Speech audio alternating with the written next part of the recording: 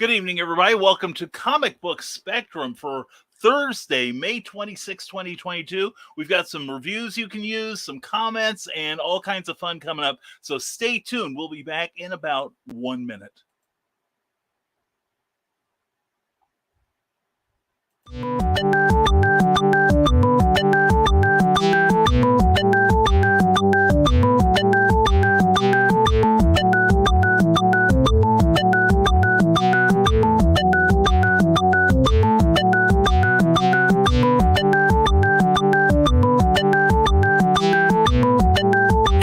Seconds.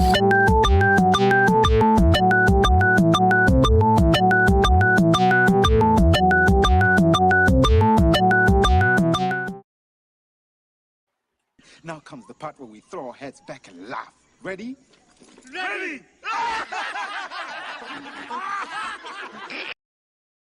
How dare you! Welcome to Comic Book Spectrum, a Rising Tide Broadcast Network production. Get ready to explore the world of comics, past, present, and future, with our panelists Eric Hawkins, Brian Rodman, and Clyde Hall.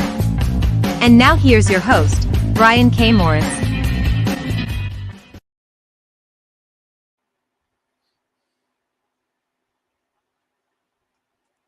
Yes, I am. Anyway, thank you for tuning in to Comic Book Spectrum, where we hope you'll enjoy the next hour or two because we love comics. We hope you enjoy what we're talking about, and hopefully it'll get you to go to your local comic shop and check out what they've got on the racks there. There's a lot of great stuff being put out, and there's some stinkers, and we might mention one or two during the course of the evening. Who knows? But anyway, first of all, we got to get our attitude of gratitude done, and first thing we want to do is thank our friends at Rising Tide Publications for sponsoring the show. Thank you, Rising Tide. Keeping a lookout for The Terrors coming later this summer, and check out their output at Amazon and on Smashwords. Also, we want to thank Plasma Fire Graphics when the look of your book matters to you.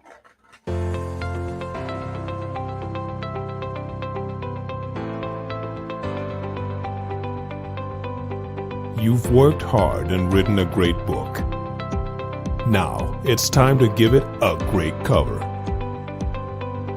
If you're an indie author or small press publisher, Plasma Fire Graphics is your source for affordable cover illustration and graphic design.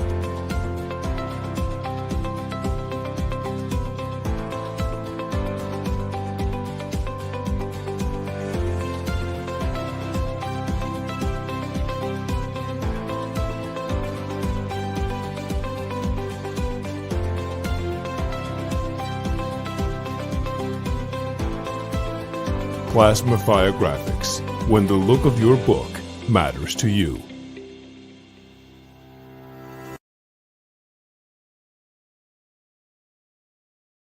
Like I said, isn't that a great cover? Well, this is the one with the award-winning Snow short story, Snow Ambition by me. Check this book out. It's available from Ben Books, BEN Books, and Amazon as well. You will be glad you did. You'll also be glad when you hire Jeffrey for your cover and other graphics you'll need to sell your work on social media. Check out the Plasma Fire Graphics Facebook page, then bop on over to plasmafiregraphics.com, where you will see more samples, and ask about his independent creator friendly rates. You'll be glad you did. As Plasma Fire Graphics, when the look of your book matters to you, because it definitely matters to your readers. You got more than one, I'm sure. But anyway, we also want to thank our friends on Patreon. They got to see a special blog today. We do 2 of them a week, and only $1 a month will get you access to all of our blogs. And for $5 a month, you can read our works in progress. And starting next month, we're going to be serializing Volcana 2, the Prometheus frame-up. And if for $5 a month, you can read it before anyone else. So check out what we offer for your patronage at www.patreon.com/Brian K. Morris. And now it is time to let our work on. Brian Rodman is on the lam from the Facebook top. He is riling people up. Brian, keep up the good work. We're proud of you. But anyway, now we have crackling aplenty. Okay, I'll mute you for a second. Okay, Clyde, I'm muting you. Okay. Was that it? Okay. Are we good, Clyde? Can you hear me? Yes, I can. Yep. Okay. You sound beautiful. You sound lovely. You sound $2.99 a minute. You know what I'm saying? Even better. La, So anyway, la, la, la, la, la. but anyway, this is the way it's starting, folks. And by the way, we just had tornado sirens about half an hour ago here in Lafayette, and we're now expecting a hailstorm any second now. Welcome to the end times. Anyway, we're glad everyone's here. We have the wonderful Clyde Hall, the wonderful zombie slayer Eric Hawkins, and the wonderful Joe D. McFee. Gentlemen, how are you this evening? I don't know. I'm present. Well, everything was really. Yeah. Crap occurs. Crap occurs. At least you guys stayed awake. But anyway, so we'll see. And the narcolepsy has returned. That's right. Oh my God, I can make a pulp character out of me. But anyway, we're glad everyone's here, and if you're enjoying this, please give us a like or a love on Facebook. Please give us a thumbs up on YouTube, and please subscribe to this channel if you have not already. And if you're watching us on the rerun, please leave a comment down below, and we'll try to answer it as swiftly as we can. The comments are piling up, so in order to let them pile up even further, let's go around the room, and we're going to start with Clyde, and we're going to do Joe last here of you three, because then we're going to talk about his Kickstarter for a moment. Okay? All right, so let's start with Clyde Hall. Clyde, please introduce yourself and tell everyone why you are so wonderful. Is it time for the Who Be We portion of the show? Well, Who be you? Who be we?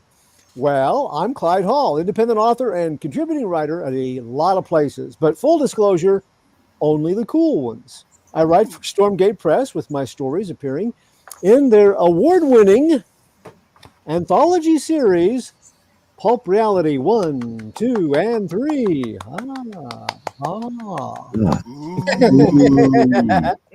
They're available on Amazon, and you should also go to www.stormgatepress.com to see the full variety of publications we have in the new pulp genre. And it's primo stuff from writers and artists like Charles F. Milhouse and Brian K. Morris and Ted Davies and Candace Camilleri, Stephen Burks, Clayton Merwin, Bobby Nash, and coming soon, Brian Rodman. Yay! Plus many others. Yay! And also, I do weekly reviews for comic books at 2 online sites. Right now, you can find my take on the relaunch of Marvel's Savage Avengers #1 over at Doomrocket, www.doomrocket.com. My review for Vault Comics' Fox and Hare #1 is up right now at Comics Bookcase at www.comicsbookcase.com. And in a CBS exclusive tonight, I'll be covering the new Kyle Stark's horror title, I Hate This Place #1, new from Image Skybound. Now, when I say exclusive, does that mean that there are no other reviews for it anywhere else? No, there's tons of them. But this is the only one I'm doing, okay? So There you go. There you go. So use the restroom now, load up on the snacks, and don't touch that dial until you wash your hands at least. Thank you for that very sanitary advice, and I've already followed your advice just in the last 30 seconds. And now here he is, the zombie slayer himself, Mr. Eric S. Hawkins. Eric, please introduce yourself. Well, I'm Eric Hawkins, and I want to share a amazing thing that happened this week. But it started back in the 80s, early 80s. A fast food place created this culinary miracle called the Pizzazz Pizza. But then they were sued by Pizzazz Pizza in Ohio, so they had to turn it into the Mexican pizza. Then they got rid of it about 4 or 5 years ago because it was not environmentally safe. They were selling so many of them, there was too much cardboard going into landfills. Well, they brought it back last week. I got to have my first Mexican pizza in years. Ooh, nice. But besides that, I do comics. That's kind of what I do. The Zombie World of Oz funded, and we got stuff rolling in, showing up at the house already. I got my buttons, got my Gemini mailers, got my address labels. My poker chips are sent today. They look cool from the proof they sent me, and everything's looking good. And I'm pretty sure we'll ship on time, unless when I order the books that they have a paper shortage, which is always a possibility. Yeah. Oh, I trust that everything will go smoothly. And vague booking, I'm halfway done. Oh. Comments? Okay. Yes. Comment? Lots of them. I told Rodman you were going to reply with back English, MFR. I said English. Oh, nothing that kind. Anyway, glad to keep you humble, Eric. And now here he is. Thank you, Eric. And now here he is with a very successful show last Saturday night. And yeah, we'll get you out of here, Eric. Okay, enough of you. Anyway, Mr. Joe D. McFee, who has got reason to celebrate already, don't you, Joe? Oh, yes. I got reason to celebrate because I got comic book fun with 4 books now. But that's not what we're talking about. We're talking about what's about to pop up on your screen here. 56 minutes. We hit our funding goal here. We're 30 backers strong, and we're still going with 25 days left. Yay. And for those who don't know, somebody did back the custom sketch cover, and I just did an update. They already told me what they want. Oh, nice. Oh, very cool. And what they want is going to be an homage to Uncanny X-Men 168. Oh, cool. So that's the sketch cover that I'm going to be doing over this weekend. It will be penciled ink and colored with Prismacolor markers. So it's not going to be this cover, but it's going to be a homage to this. It's going to be better. Mm-hmm. There we go. Very nice. It'll be better, and it's going to be on a 10th anniversary #1. I already pulled it off to the side here. I thought I had it sitting right here, or at least it was sitting right here. No, it's sitting over there. I know where it's at. I see it right there. You know, Joe, if you use the UPC black there for a door, she'd be about the right size, right?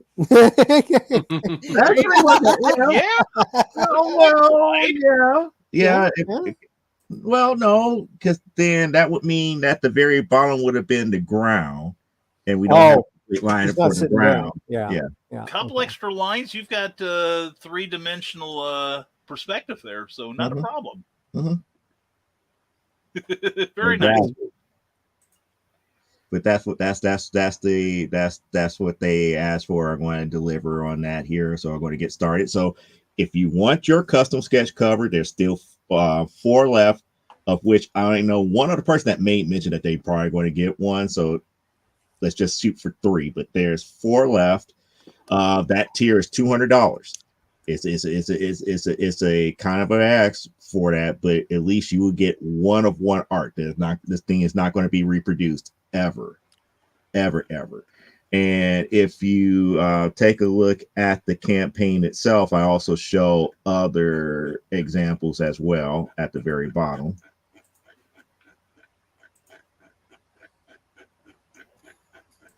And like I said, I have specific rules for the sketch covers, and here's some more examples of what they could look like.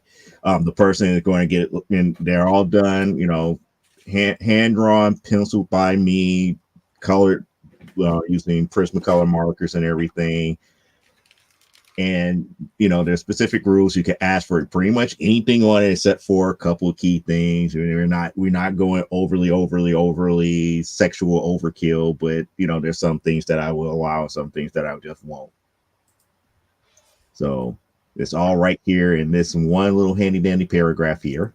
And if you back now, you're guaranteed to get the stickers and the keychain, because that stretch goal has already been unlocked.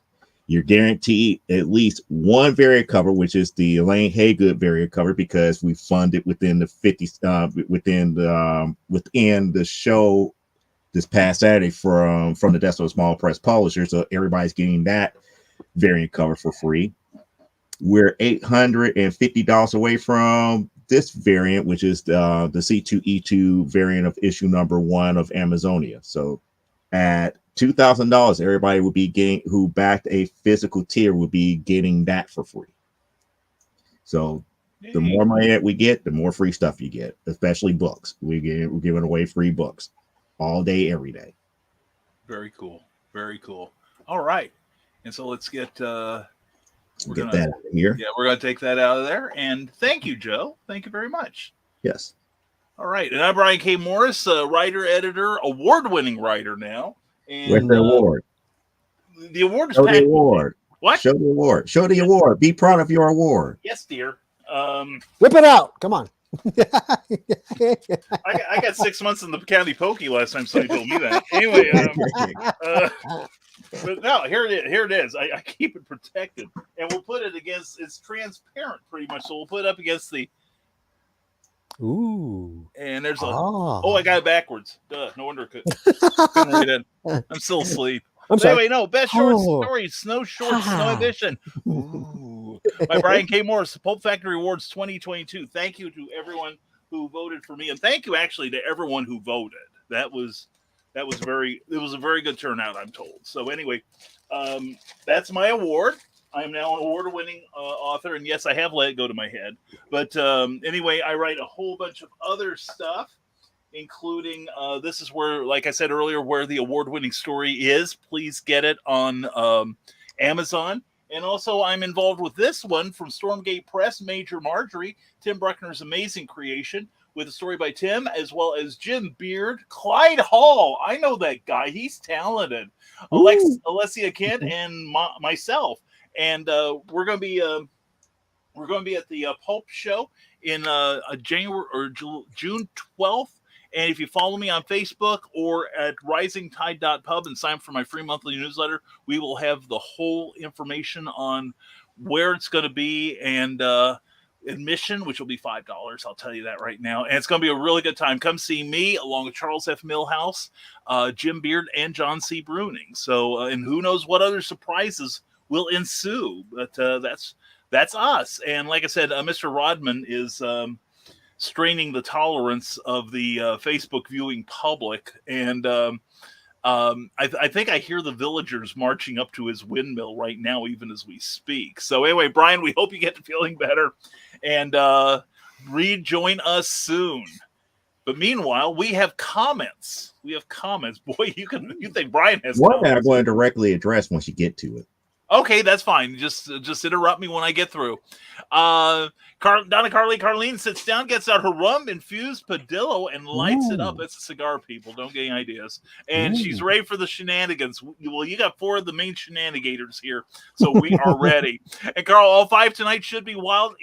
Brian is with us in spirit, so that means we're all drinking. And not sure what to yet. Yeah, yeah. Not sure what to expect tonight, but it'll be epic in some way, I'm sure. Let's hope it's not any of the things I've mentioned earlier. So hopefully we won't have to wield Carl here in his position as an associate producer. And it's already going to be wild, Carl says, the Rising Tide Publications page. The tornado sirens are going off here in Lafayette. I haven't heard them in half an hour, so I guess we're safe. And Brian agreed with that too. And oh yeah, Carl, oh yeah. And if you get picked up and deposited in the land of Zombie Oz, we promise to come find you. And he starts wrapping a barbed wire around the baseball bat there. I think that's another zombie franchise, but thank you for the thought, Carl. And NTM, Carl, Donna, I had the strangest dream, and you were there. And okay, they stopped. On with the show. Nothing left but the hailstorm. And we don't mean Amy. We do need Amy, but we don't mean her. And I better get my snack. I don't want to miss a second of the show tonight, as opposed to me, who missed about 20 minutes. And there is Jennifer Hawkins. Good evening to you, Jennifer. Mwah, glad to see you here, keeping us in line, I'm sure. And good evening, Jennifer. Hope you had a good anniversary last week, and we did. Tornadoes didn't stop us as we drove through them. Yes, Eric was telling us about that. I understand. And everyone's saying hello and wow from Carl, and thank you for asking. And that's the Illinois way. That's right, by gosh. Come here for the high taxes, stay for the tornadoes. And Eric was studying them for research. Yeah, there you go. Yep. So if the car got destroyed, he could write it off on his taxes. And there's Lissy. I'm sure if I can describe him for Dad. And that's all the amusement we're getting out of Eric tonight. Anyway, hey, Lissy and Ted Davis Artistry. Good evening, superheroes. Good evening to you, Ted. Hope you're doing well. And hi to you. And hey, and Cher. Thank you very much, Ryan. Thank you, Ryan. Yep. And everyone's saying hello. And Brian starts out by roasting himself before the others could fire the first shot. Well done, sir. Thank you. Thank you. We always believe in operating preemptively. So if anybody's going to get the funny lines in, by God, it's going to be me. And way to go, Joe D. Yeah, seriously, way to go, Joe. Seriously, I did rush by that, and I apologize, but that was very impressive. 56 minutes to get fully funded, and you've more than doubled your goal, and you still got 3.5 weeks to go. So, folks, if you haven't pledged, please pledge. We will put that address back up on later. And no overly sexual cover for Amazonian puts his credit card back. No, that's not exactly what I said. It's like there's certain things I won't do. So if you want that 18-foot tall, red-headed woman in that post that you love, you know where to do. $200, done deal. There you go. And for $500, he'll do a scratch and sniff cover too. But anyway, I don't know how to do that. I don't know how to do that. I don't have the technology for that. You'll figure it out. For $500, you'll figure it out. And over the award. I do that every time I pull it out. Take that as you will. And Cookie likes it too. Never mind. But no, I'm proud of that award. I am still kind of gobsmacked about it. It's like you just got admitted to the club or something. I'm waiting for the instructions on the secret handshake. So, but anyway, thank you folks for your comments, and please leave more. We could use them. And so I think it's that time, Joe, when we ring up that line and we find out what is Joe going to review tonight. Yes. So welcome to Comic Book Phone. Please pay close attention because our options have changed. 4. G.I. Joe Saturday Morning Adventures issue number 3. Select 1. 1. 4. 4. Hit Me number 2. Please press 2. 1. 4. Flashpoint Beyond issue number 1. Please press 3. 4. Guilt number 1. Please press 4. Please select that. What?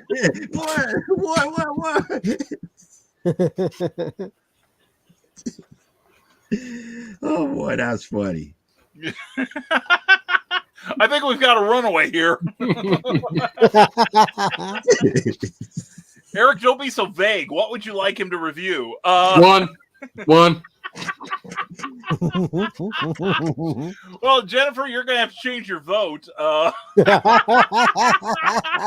And Carl, you too. But Ted, he found the easy way to do this.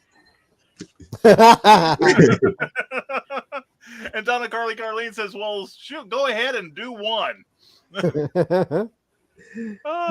So I think we've got an early lead here. But anyway, Joe will be back later with the results of his tallying, which this may be the easiest one he's ever done yet. Eric hasn't stopped yet. Or has he? It's slowed down. And Lissy says, just because we're in Illinois doesn't mean you can vote more than one stat. I think that very specifically is what that means. Yeah, yeah, I think so. And Lissy, just to be contrary, goes 4. Or she's playing golf. I'm not sure which. So, I mean, I do have a whole shelf of G.I. Joe figures right here. Well, except for Nick Fury and Happy, but yeah. Oh, and Stan Lee. But the rest of them are all G.I. Joes. Oh, okay. Well, I think it runs in this love for G.I. Joe runs in the family.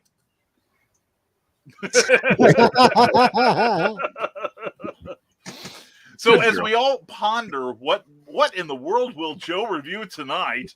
Well, just wait, we've got- just so no title feels left out, yes. I'll vote for number 2. Just You're trying harder. I get that. that's right. And Now, Christy see what Stelmer, would be glad to see you interesting. here. What? We've got to vote for number 4. Yeah, I got that one. Okay. And he does have a tattoo, says Jennifer Hawkins. Yeah, got the Snake Eyes tattoo as well. It's true. The That's true. Rashikage. Shows commitment. Shows commitment. The Rashikage That's tattoo. right. That's right. So who would like to go first? I can go first. I think you should too. Anyway, here he is, the one, the only, the inimitable, not that anyone's trying, Eric Hawkins. Hold on, I have to get my notes out and the tape measure. Has it become that kind of show? Oh yeah, I think it is. If my note serves me correctly, this might be that show. Okay. Whew, he had me Maybe. scared for a moment. Just maybe. So here he goes, Mr. Eric Hawkins. Well, I mean, I had some books this week, but I wanted to go back to a book I'd bought a few weeks ago. But I did buy the second issue of Alice Ever After. I haven't read it yet. I bought the new issue of Moon Knight, which I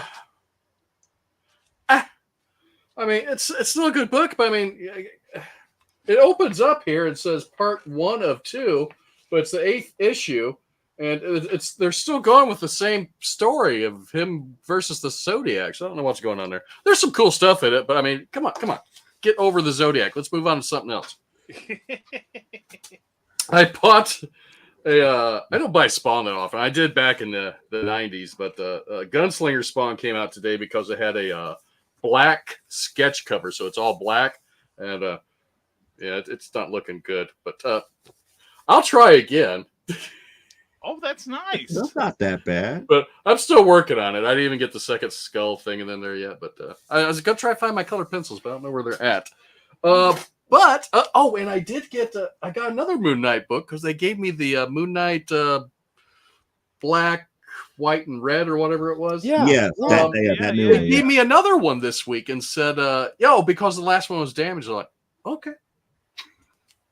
That's fine. You're just going to give it to me, sure. I don't remember it being damaged. I know I didn't say it was. So.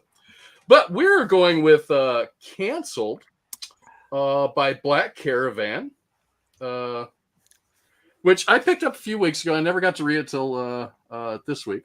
I thought the cover was really wicked. So, of course, I picked that. You got a little clown on there. And it's a shame my son Tyler does not watch the show because he's terrified of clowns. But if you watch a rerun, Tyler, look at this. Look at this.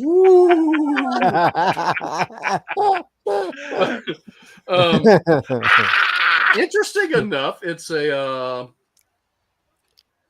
mostly black and white book. Then there's like maybe 6 colored pages. It's kind of strange there, but I picked it up because, canceled. I'm like, yeah, it's probably not about being canceled, but yeah, it is exactly about this guy being canceled.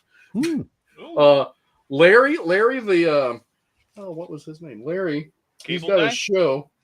But anyway, let me show some of the art here. I didn't put my glasses back on. Let me do that. I'll be able to read some of this. So the art is really coll in it. It does have like 4 or 5 art teams, so I'm not going to go through all that.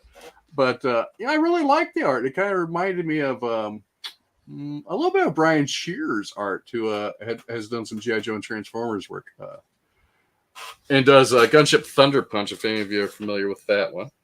But Larry, what is his name? I've remembered it all day long. Not Niobe, is it? No. The character's name's Larry. He has a TV show called Larry. Oh, well. Anyway, Larry reads to kids on this TV show. And he finds out he's going to be fired. His boss comes in and basically tells him, yeah, we've been getting some complaints about parents. They just really don't like the show. They want something more fun and entertaining than you reading to kids. This sounds like it should go along right around with Brian Rodman's post from earlier. So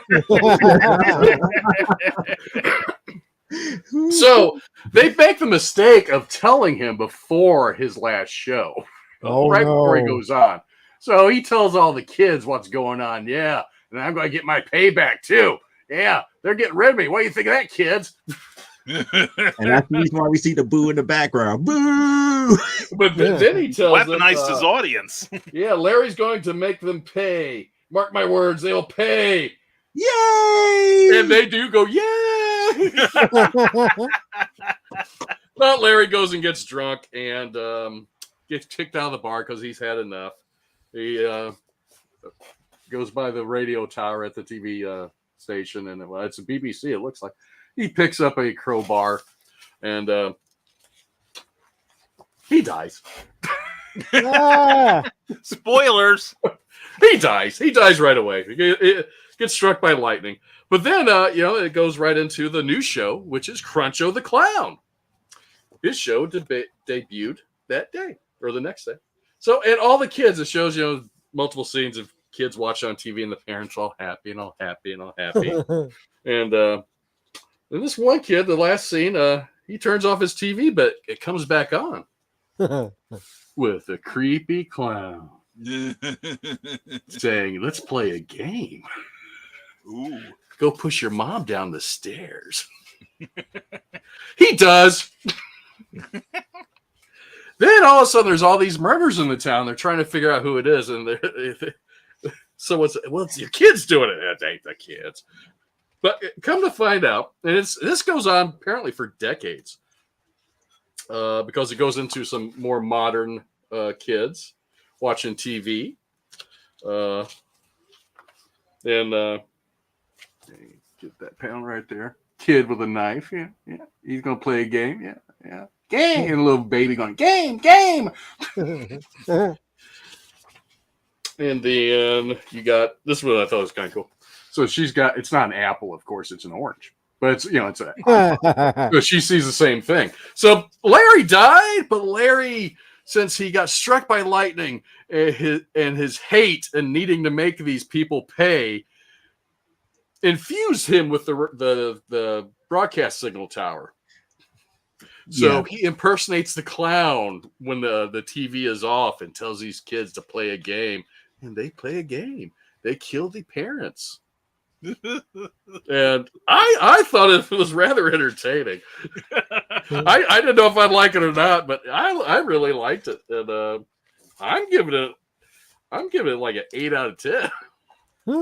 Because nothing's funnier than Matricide, right? I just thought it was kind of neat, Oh, that's go fun. kill the kid. Go kill your mom. Shove her down the stairs. I'm going to 8 out of 10. It sounds like a wholesome book, Eric. It's kind of reminded me of some kind of weird. It's a little far fetched for the Twilight Zone. Maybe what was the other show that was a little darker than Twilight Zone? What, Outer Limits? Maybe Outer Limits, more along that line. Yeah. But it reminded me of something like that. So I thought it was kind of cool. I liked it. I recommend it. Go read it if you want just a good little laugh and little horror laugh. See, I thought you were going to end up hating it because they build it as a horror comic.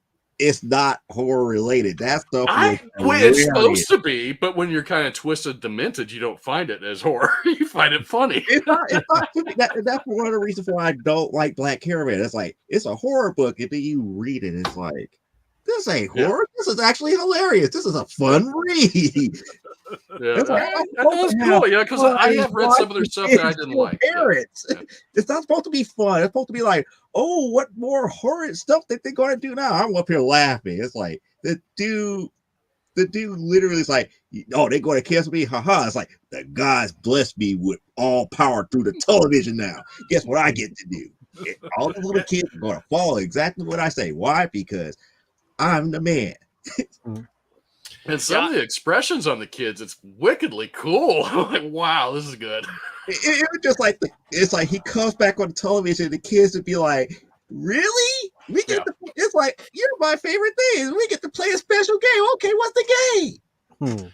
And I'm sitting here listening to this review, going, "Ha ha ha! That's just so wrong. I shouldn't be laughing."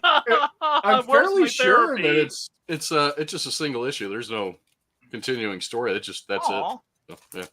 Actually, I think is going to be a follow-up issue, but you know how a certain company is, it's probably going to be another number one. Yeah. Yeah, they didn't even bother to put a number on this one at all. Mhm. Maybe they've given up. Yeah. It's just funny. That's just how it is. But reading that book, I was just like, it's not horror. It's something else. Mm-hmm. Stop billing it as horror, please. That's right. That's funny. That is funny. Well, we still have comments. And I said that we were going to become that kind of show. And Donna Carlene says, "What do you mean become that kind of show?" Well, point taken, Donna, and good. An artist who doesn't know where his artistic implements are. Asks Donna. I rarely use the colored pencils. I know they're in a green canvas case, but I think that it's in my comic show supply tote upstairs. Yeah, I just didn't feel like going and digging in through it. I understand. And the sirens are going off again, honey. And she's like, "Yep," but she's got work to do anyway. And Carl says, "Wow." And Jennifer Hawkins says, "Quit picking on Tyler. That's Lissy's job." And and Carl has some wisdom for us all. Never fire a TV performer just before they go on the air. That's Did they not see Network? I mean, exactly, exactly. They'll be telling you they're mad as hell and they're not going to take anymore. I'm telling you, this one's proving it. And Christy Selmer says she deserves a pay raise. All the cookies. There we go.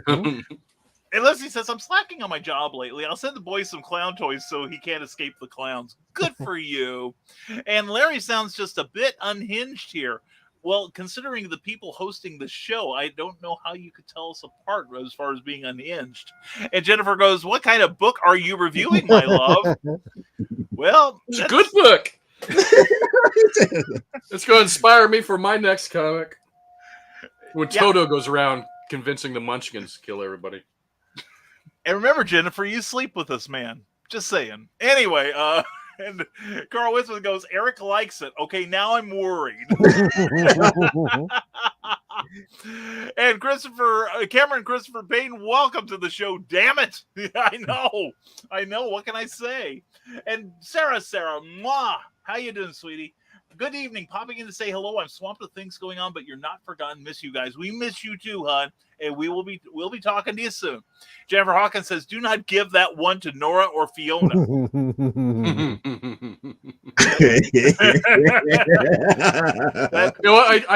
Nora really liked. Was it Twig? Was that the name of that book? Yeah. I don't need that one back. She's not as delicate with comics as I am. But she liked it too. Well, there you go. See, maybe she'll like this one too that you just reviewed. And Sarah made sure to give it a like. Thank you, sweetheart. We love you. Thank you so much. Sarah. Hey, Sarah. It says Carl Witzman. And Sarah says, "I laugh through horror movies. Psychological thrillers are more scary because they're more likely to be a reality." That's very true. Yeah. Because all my attempts to create life from the recently murdered hasn't worked out for me so far. But anyway, Sarah said, "Hello, Whitmans." And Ryan Permisson says, "What's up, CBS crew? How are you?" We are wonderful, sir. Hope you are doing well. Check out this man on the Nerd Culture channel on YouTube. And Jennifer says, "My husband is warped. I am fearful I may not make my next anniversary."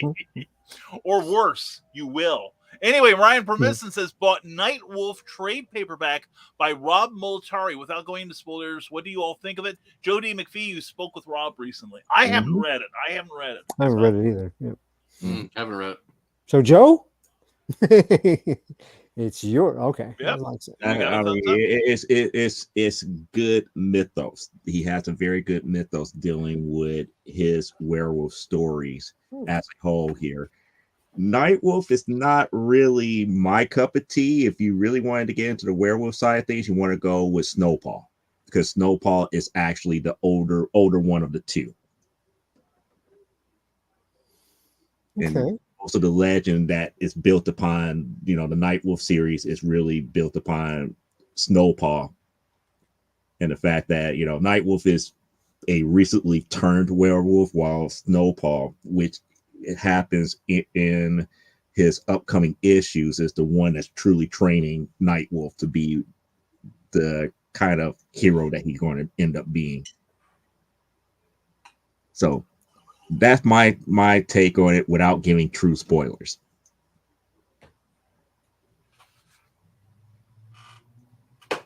Brian, I think you muted yourself. Yes, I Brian, did. I you're was asleep. getting, Brian, wake up.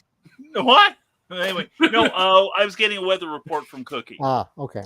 So we are, it looks like we are in the path of the tornado. Ooh. So Carl, don't go far. So anyway, let's see. Okay, we've got a question from Ryan, and I think we can deal with it right now. Happy 45th anniversary Star Wars. Star Wars, you don't look a day over 45. You're looking good. Where were you in 1977? Any favorite memories? I saw Star Wars. I was in the theater seeing Star Wars, yeah. Yeah. I remember I went with... I refuse to answer that question on the grounds that it incriminates my age. Well, I lean into it. So, no, I remember I saw it at the Virginia Theater in Champaign, Illinois. And when I went... it's Learning Larry. Learning Larry's the name of the show. Yeah. Learn not to piss Larry. It was driving me nuts. Oh, poor thing. Continue. You're in Champaign seeing a movie somewhere? Yes, I was seeing that Star Wars thing because I had seen a trailer for it when I went to see Ralph Bashke's Wizards. And I thought, wow, they spent some money on this. This is cool. And so I went to see it the first time, and there was hardly anyone in line. I went by myself, and then I went later with my uncle, my cousin, and my mother and my grandmother, and the line was around the block in 1 week's time. So that's my big memory of Star Wars.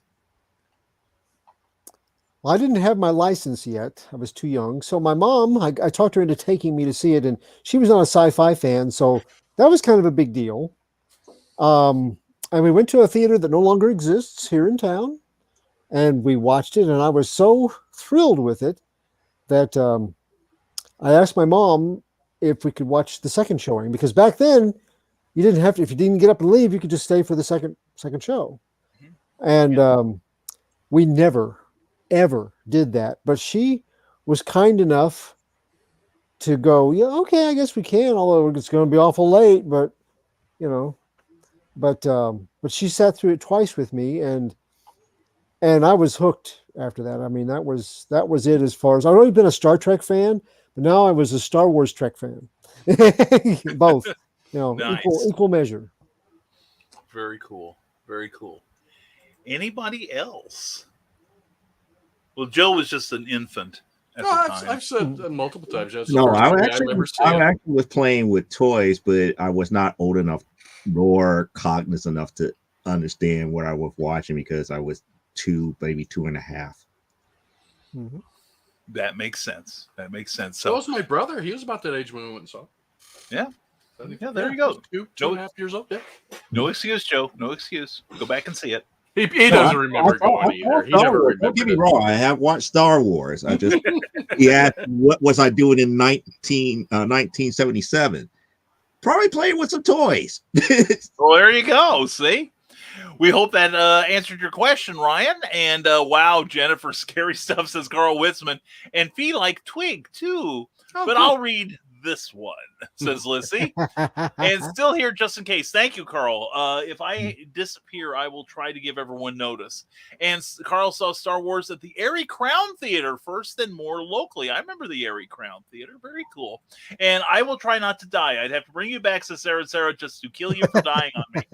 I will try not to. The worst I'll probably do is fall asleep again.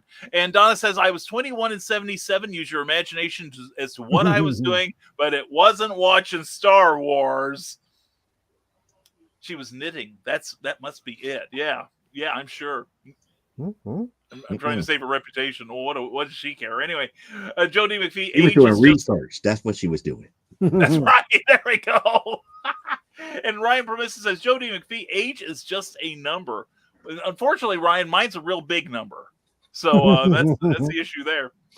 And Sarah says, today would have been my first husband's and I's 21st wedding anniversary act. Oh, man. Sorry to bring up those memories.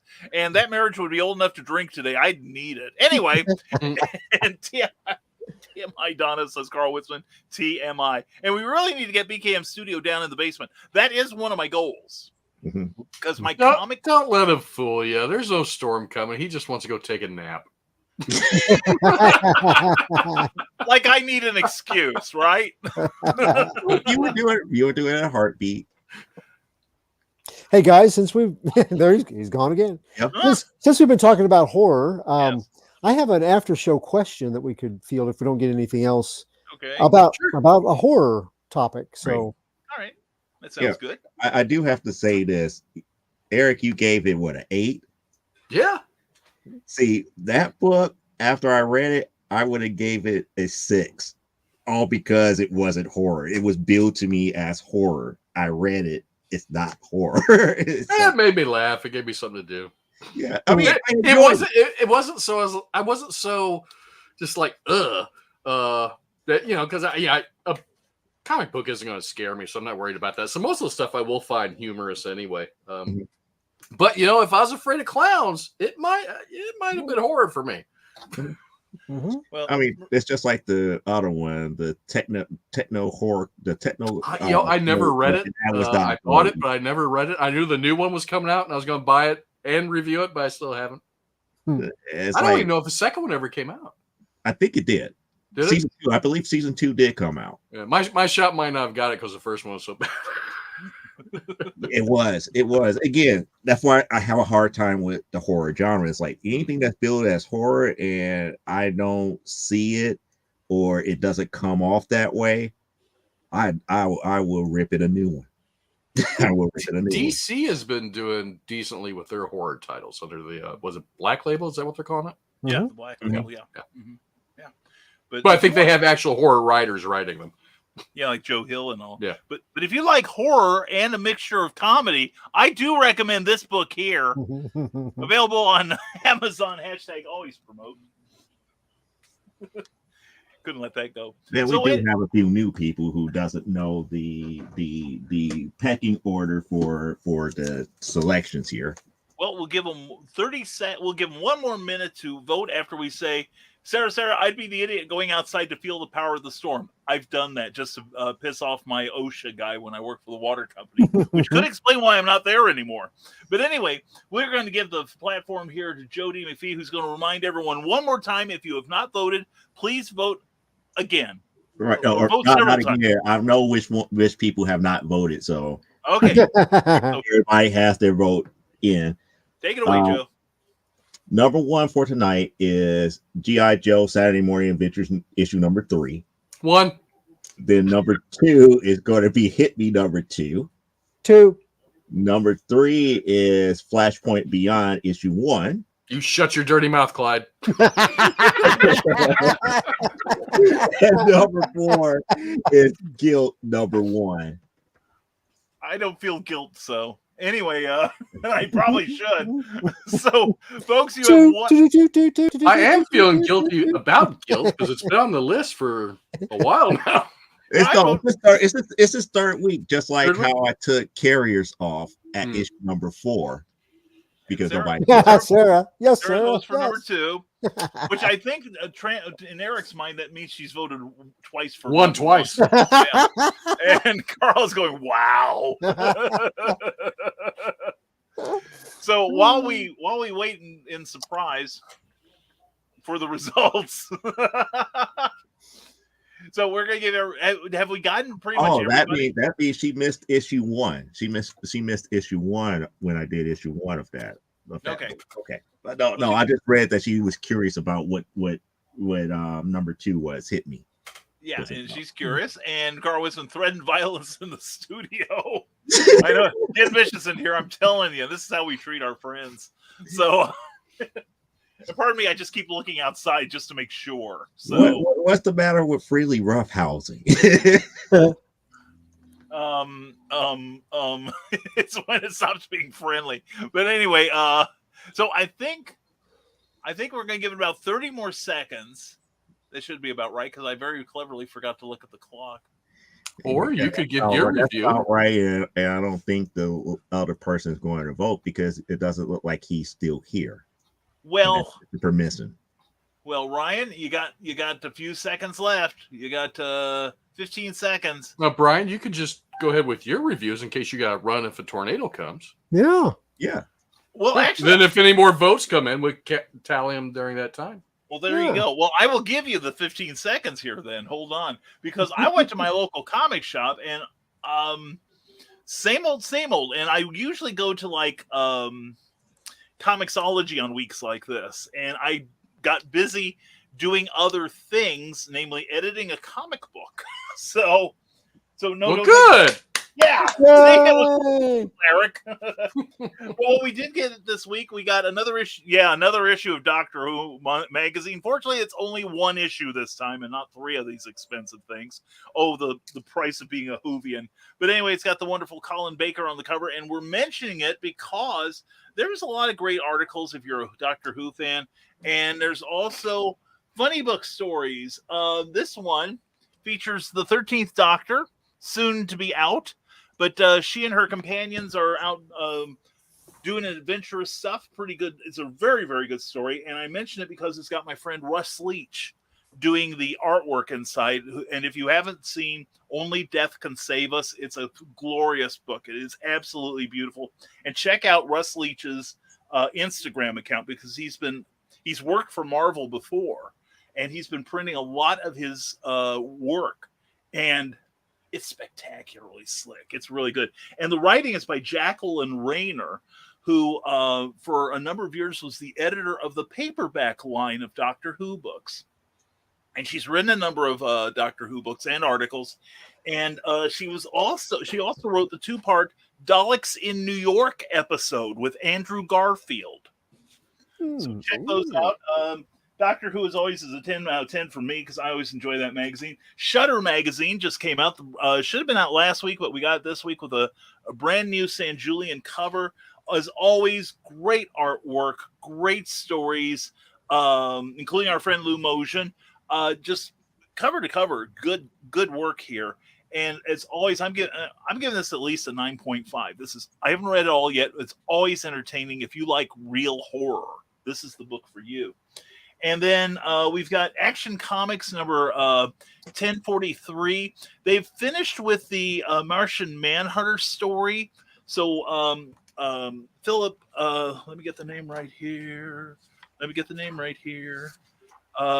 for the credits. Looking for the bleeping credits. Anyway, they're somewhere in here. But anyway, Philip Johnson wrote the story. And they switch artists about halfway through. Philip Kennedy Johnson. And the regular artist, Federici, is being replaced by Will Conrad, who I like a little better. He's got a little less pastel style. Although the storytelling is still strong, but Will Conrad has a much more comic booky look that I appreciate. Oh, Final Crisis. Yeah, right. Anyway, but it's good. It's interesting stuff, and it details the origin of the Mongol, because we find out that Mongol is a multi-generational villain, and they all become Mongol. Okay, I am really ready for Superman to get off War World though, and go and get killed or whatever he gets done to him in Final Crisis. So I'm giving this one an 8.5. It's still worth reading if you're a Superman fan, but I'm seriously getting over War World. And then we have the 3rd issue out of 5 of Godzilla versus the Mighty Morphin Power Rangers. This is cotton candy, but it's good cotton candy. It's very well done, and it's got all the substance of the TV show and the movies, which is to say barely any. There's nothing. If you're looking for in-depth stuff here, you're going to have to keep searching, because this isn't it. But if you just want great art and just one fight scene after another between kaiju and big stompy robots, hi Nick Tuckard, then this is a series you would enjoy. Cullen Bunn has written it. Freddie Williams II is the artist, in colors by Andrew Dahlhaus, letters and design by Joanna Natalie. And it's pretty good. It's worth the money just to turn your brain off for a few minutes, and I give this a 9.5 too. You said the name. I agree, but I would not give, my rating would not be that high. Well, I'm enjoying it. It makes it. No, I'm not saying it's bad. I enjoyed it, but I'm one of those people that want substance versus steakums. This is steakums. This is cotton candy. I It like isn't even steakums. You put some onions and green peppers on them. Oh yeah. But you have to add. But that's the thing. You're adding stuff to it, and you have to use the whole pack. I mean, you just dump that. Joe, you're just going to have to write a Rita Repulsa soul-bearing story. Yeah. A deep dive into the psyche of a consistently thwarted villainess. What comic books to explain? It's like if there was a world out there on the grid that they just warped to just like that. Why did Why didn't Reed just go there in the first place and just take over? It just doesn't make sense. It's just random. You're talking about the Mighty Morphin Power Rangers, and you use the word sense in the same sentence? Again, you know how I feel about the original 5. I watch Voltron than the original 5. Now, if you get to Power Rangers in Space or Power Rangers Lost Galaxy, that was better. That's a series 2 coming up. So right. Yeah. So we have to buy this one so that we can get them to make the series 2. There you go. Yeah. Actually, I probably feel the way you do, Joe. If this were like Godzilla meets Ultraman. Mm-hmm. Yeah. Then I'd be so there, and I'd probably be bitching up a storm. Although some of them are a little more in depth than others, but and they had to talk about which Ultraman fights them. Exactly. Yeah. There's like almost 40 of them now because Mm-hmm. I'm researching an article. I'm researching them for an article. So I heard something outside. Anyway, but anyway, no. This is what makes horse races. You know, it's like we will agree to disagree. No, I agree. Even though I'm it's right. A great book for those who are fans of the Power Rangers and love those fight scenes because he got all that stuff right. He got it. Yeah, seriously. It's got Colin Bunn's name associated with it. It's crap. I say crap. Okay, we gotta get our disclaimer up then with Eric mouthing off like that. The Cullen curse. The Cullen curse. Here we go. The wildly irrational viewpoint of the Zombie Slayer does not reflect those of the cast and crew of Comic Book Spectrum. Maybe. And I got to write one for you and one for me, Joe. But I've got everyone. I got Brian Rodman's here too. If everyone wants to see it. Well, we're doing it anyway. I'm in charge. The wheezing, coughing, and sneezing viewpoint of Brian Rodman does not reflect the cast and crew of Comic Book Spectrum. Perhaps. Perhaps. You need to update that one. I will, yeah. I'm a troll and I will trigger you, right? By the way, how big's your bookcase? That's an awful personal question. Before we have this conversation, do you at least have a bookshelf? Oh, have I got a bookshelf? You may want to stand back a couple feet. Anyway. No, that's Brian Rodman. That'd be Brian Rodman. Yeah, there we go. Yep. Yeah, and and all I will say that, and I'm tempted to put it on that thread, where Brian, for those of you who don't know, Brian has made a argument for an inverse relationship between the size of one's television set and the size of one's library. By posting a celebrities meme about it. Yeah. Exactly. He probably hasn't even read a book. Probably couldn't spell book. Anyway, so anyway, they couldn't spell TV. Exactly. Probably has to ask for the number for 911. But no, it's Brian has done a magnificent job, and I have a feeling I want to post in there, to everyone who complains about this comparison. Methinks thou doth protest too much. It's like your library's a little shy, is it? Do we need if you watch TV for 4 hours, do we need to call a doctor? That sort of thing. Is there a little blue pill for you to get you to read? The only pass you get is if it's a mock-up bookcase and one volume you can pull down and it opens up to an underground layer. That would be okay. Now that would be cool. Cool. And let's see, here we go. We've got more comments. Let's see, here we go. And Sarah says, that sounds logical. When did logic come into play? it's a guest star this week. It doesn't get its mail here, that's for sure. And we don't need no stinking logic around here, says Donna Carlene. And Sarah agrees. And Sarah, more bonkers. I will unwillingly kept myself away from my comic shop. It's driving her more bonkers. Sarah, you will be getting a care package soon. Trust me. No, Sarah, you got money now. Yeah, think about all the. that's true. Think about it. It's like you could buy everything else because you didn't go to the comic book store. There we You're go. going to be Plus okay. the cash you saved not driving to the comic book store. Mm-hmm. Exactly. Yeah. It's all working out, Sarah. It's all for the better. And admitting you're a troll is the first step to your recovery. But what if we're admitting Rodman's a troll? What is that? We admit that freely. We aren't trolls. It's Rodman. Right. Yeah, we're not projecting. Or maybe you don't want to be in recovery. That could be. Mm-hmm. So anyway, that's my review for the week. Got it in time. So I think we'll now, Joe, do you need help tallying the votes? No. Sure? Okay, well, we're going to give you the floor here, and we'll okay, let's all keep on us now. We'll try and look surprised when you announce who is our winner, Joe. Our winner. Introducing Wait, a hold remarkable on, come on. A revolution.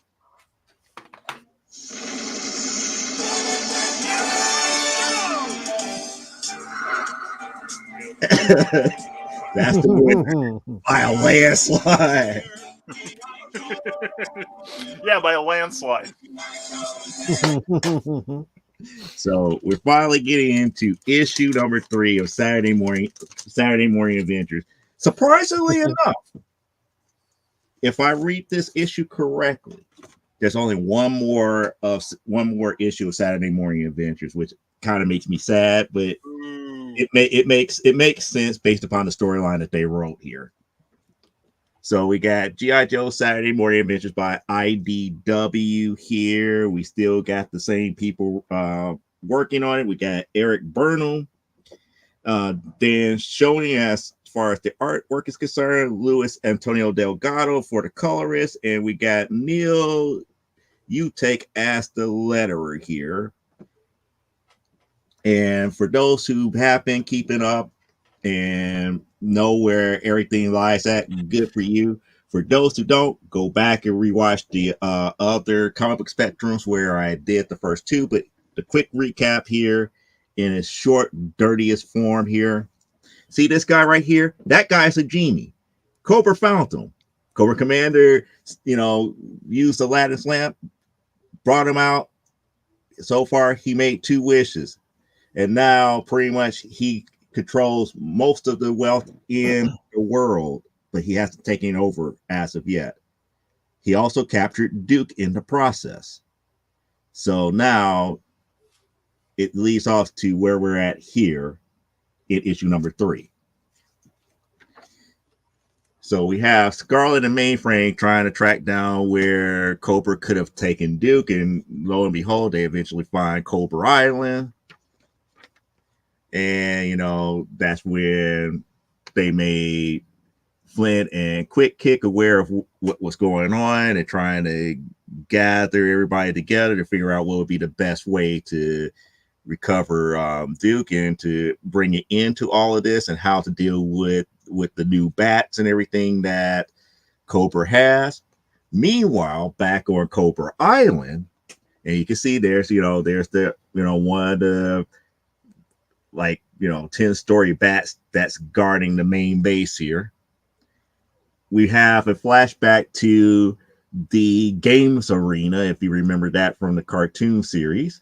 Mm-hmm. And they got Duke in the middle of the games arena, and Cobra Commander is up here, saying things, and the genie is up in his ear. It's like, he's not, the genie is up here in Cobra Commander's ear. It's like, well, he's kind of telling you the truth in this, that, and the other. It's not one of those types of deals that you are that you're winning. It's just more along the lines. It's only a temporary illusion that you are in control of everything. So pretty much, he had enough of the jaw, and so he tells him to bring out the other gladiators. And guess what the other gladiator is? If you remember from the Pyramid of Darkness, those little bitty cute furry monsters that was on the space station that grew into a monster like this, he brought one of those back. So it's a kind of like nice nods to like the cartoon series as a whole here, to bring one of them out as the guardian, as one of the guardians of the arena. So while that is happening, G.I. Joe is trying to make their assault onto Cobra Island, this, that, the other. So they finally get there. They get met by Storm Shadow, Firefly, Copperhead, and some Cobra soldiers, and a fight breaks out, you know, as they try to come in to rescue Duke. Meanwhile, in the arena, you know, you have Duke and two other people try to fight off this guardian, and pretty much the other two people pretty much, you know, fail. You know, then you know how in every episode you have Destro and Baroness always having dissenting opinions, talking about it's a waste of time. You could have done this, that, and the other better. All paying homage to how the classic cartoon series is. And then here comes Duke. Duke's about to take this guy on one-on-one, and you know how things are when it comes to these type of things. Duke beats the mess out of him, upsets Cobra Commander, embarrassed the guardian even further and whatnot. And you know, Duke is there and just pretty much like egging Cobra Commander on and this, that, and the other. Got so upset that Cobra Commander ready to make his last wish. And his last wish was he wants all members of G.I. Joe to become true, loyal members of Cobra. And that's when the G turns to him and says, that will be against the rules. Remember the rules about the 3 wishes. It's not exactly within the rules of the wishes. And then he said, such rules are for lesser men or the characters in fairy tales. You have the power to do what I asked to the end, to end the conflict between G.I. Joe and Cobra, so that I may go on to take my rightful place as ruler of the world, and I demand you to grant my wish. Cobra Commander did not realize what he just said within that last statement. However, back outside, you know, they're still fighting outside, and, you know, Quick Kick and Firefly, they're going at it. You have Spirit and Shipwreck doing their thing. And then you have the face off between Storm Shadow and Snake Eyes again. And then they notice something weird happening. It's like something's not right. They see this big old boat coming out of the base and everything. Everybody's like looking like, what is that supposed to mean? It's like nobody has any idea what's going on. And then the genie's like, I warned you, you could have wished for any number of things, yet your naked ambition clouded your mind. And that's when Baroness understood what was going on. She tries to make a play for the lamp, and the genie was like, I won't let any member of G.I. Joe and Cobra take the lamp from me until your differences are resolved. They're in trouble. And then he says, speaking of which, your guest, it's like your guest seems anxious to get out of the arena, so Duke disappears. All of the Cobra troops that was on the shore disappears. All of the G.I. Joes that was back at the pit disappears. And then the genie says, now it all can begin. It's like, oh, what did you? It's like, did you not hear me? This is not what I wish for. It's like your words were, you have the power to end the conflict between GI Joe and Cobra, and you demanded me to grant your wish. It is not my fault that you phrased it in such a way that gives me flexibility. It's like, but I wish for GI Joe to be under my control first. You heard me, and I told you it's like I told you there were limits of what I can do. You should have listened. Now, but it's like, but I'm giving you a chance. I giving you the chance you wanted. Okay, so it just worded weirdly. So he finally gave him the chance that he wanted. So he puts Cobra Commander back out on the battlefield with everybody else. And he says, like, the chance to destroy your enemy in battle if you can. And then Cobra Commander is like, treachery. And there's the genie in an awesome 2-page spread. Let me come back for you guys to see it. The final battle controlled by this genie. G.I. Joe versus Cobra for all it's worth. Winner takes all. And it ends there. So the next issue will be the conclusion of it. And for the PSA, which again, I had to stop. I contacted Eric. It's like, Eric, take a look at this. This is where G.I. Joe PSAs get really, really real. So pretty much the PSA starts out with the little bitty cat just napping and everything. And then all of a sudden, here's a little kid over the fence with his slingshot, fires, hit the cat. The cat goes, "Row!" It's like, ha ha ha, stupid cat, that was her. And then all of a sudden you hear this growl, and then here comes this dog coming out of nowhere.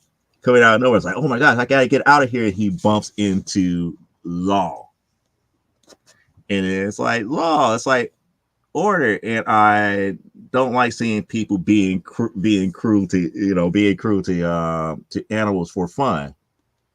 You should show respect for animals, especially if you're strong enough to hurt them. Order could have torn you apart. Lots of things could do that, but they don't. I never thought of it that way, Law.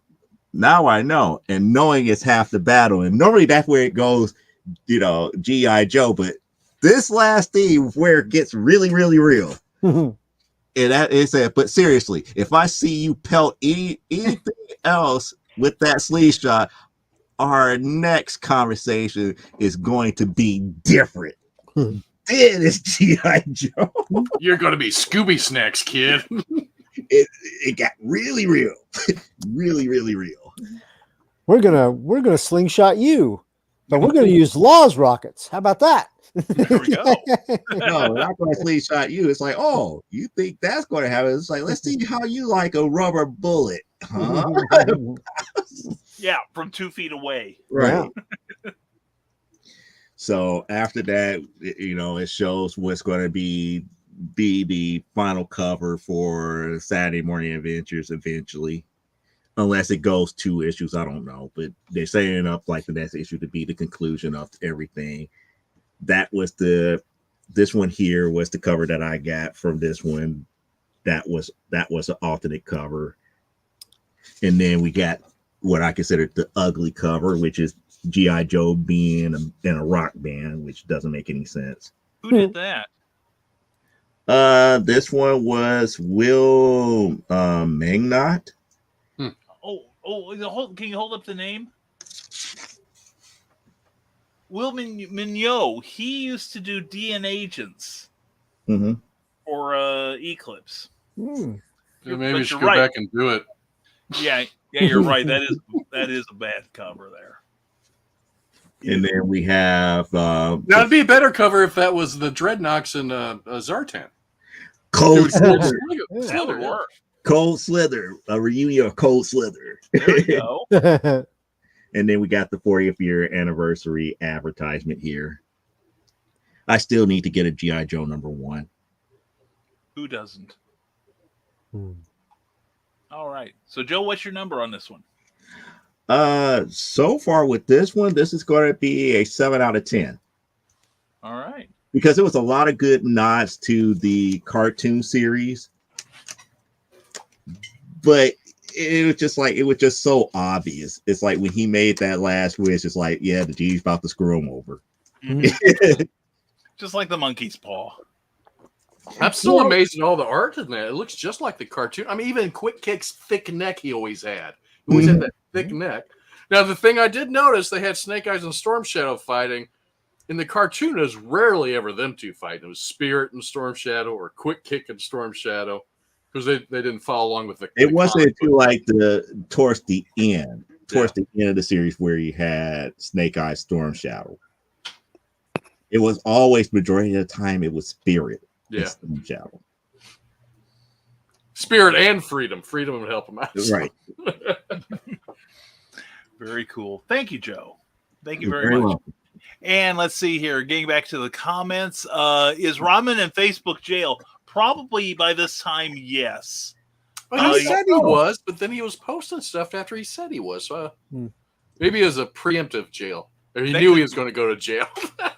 That's true. And Sarah says adulting budgeting is overrated. Mark at Midgard Comics is having to pay his own bills for the time being. Poor Mark. And got run, but glad I got to see you guys for a little bit. Anyway, Sarah, mwah, take care of yourself. And Donna and Carl say later, Sarah. Bye, Sarah. And Sarah, we hope you have a good evening. Thank you for being here and gracing us with your presence. And now it's that time. Everybody sneak out before he wakes up.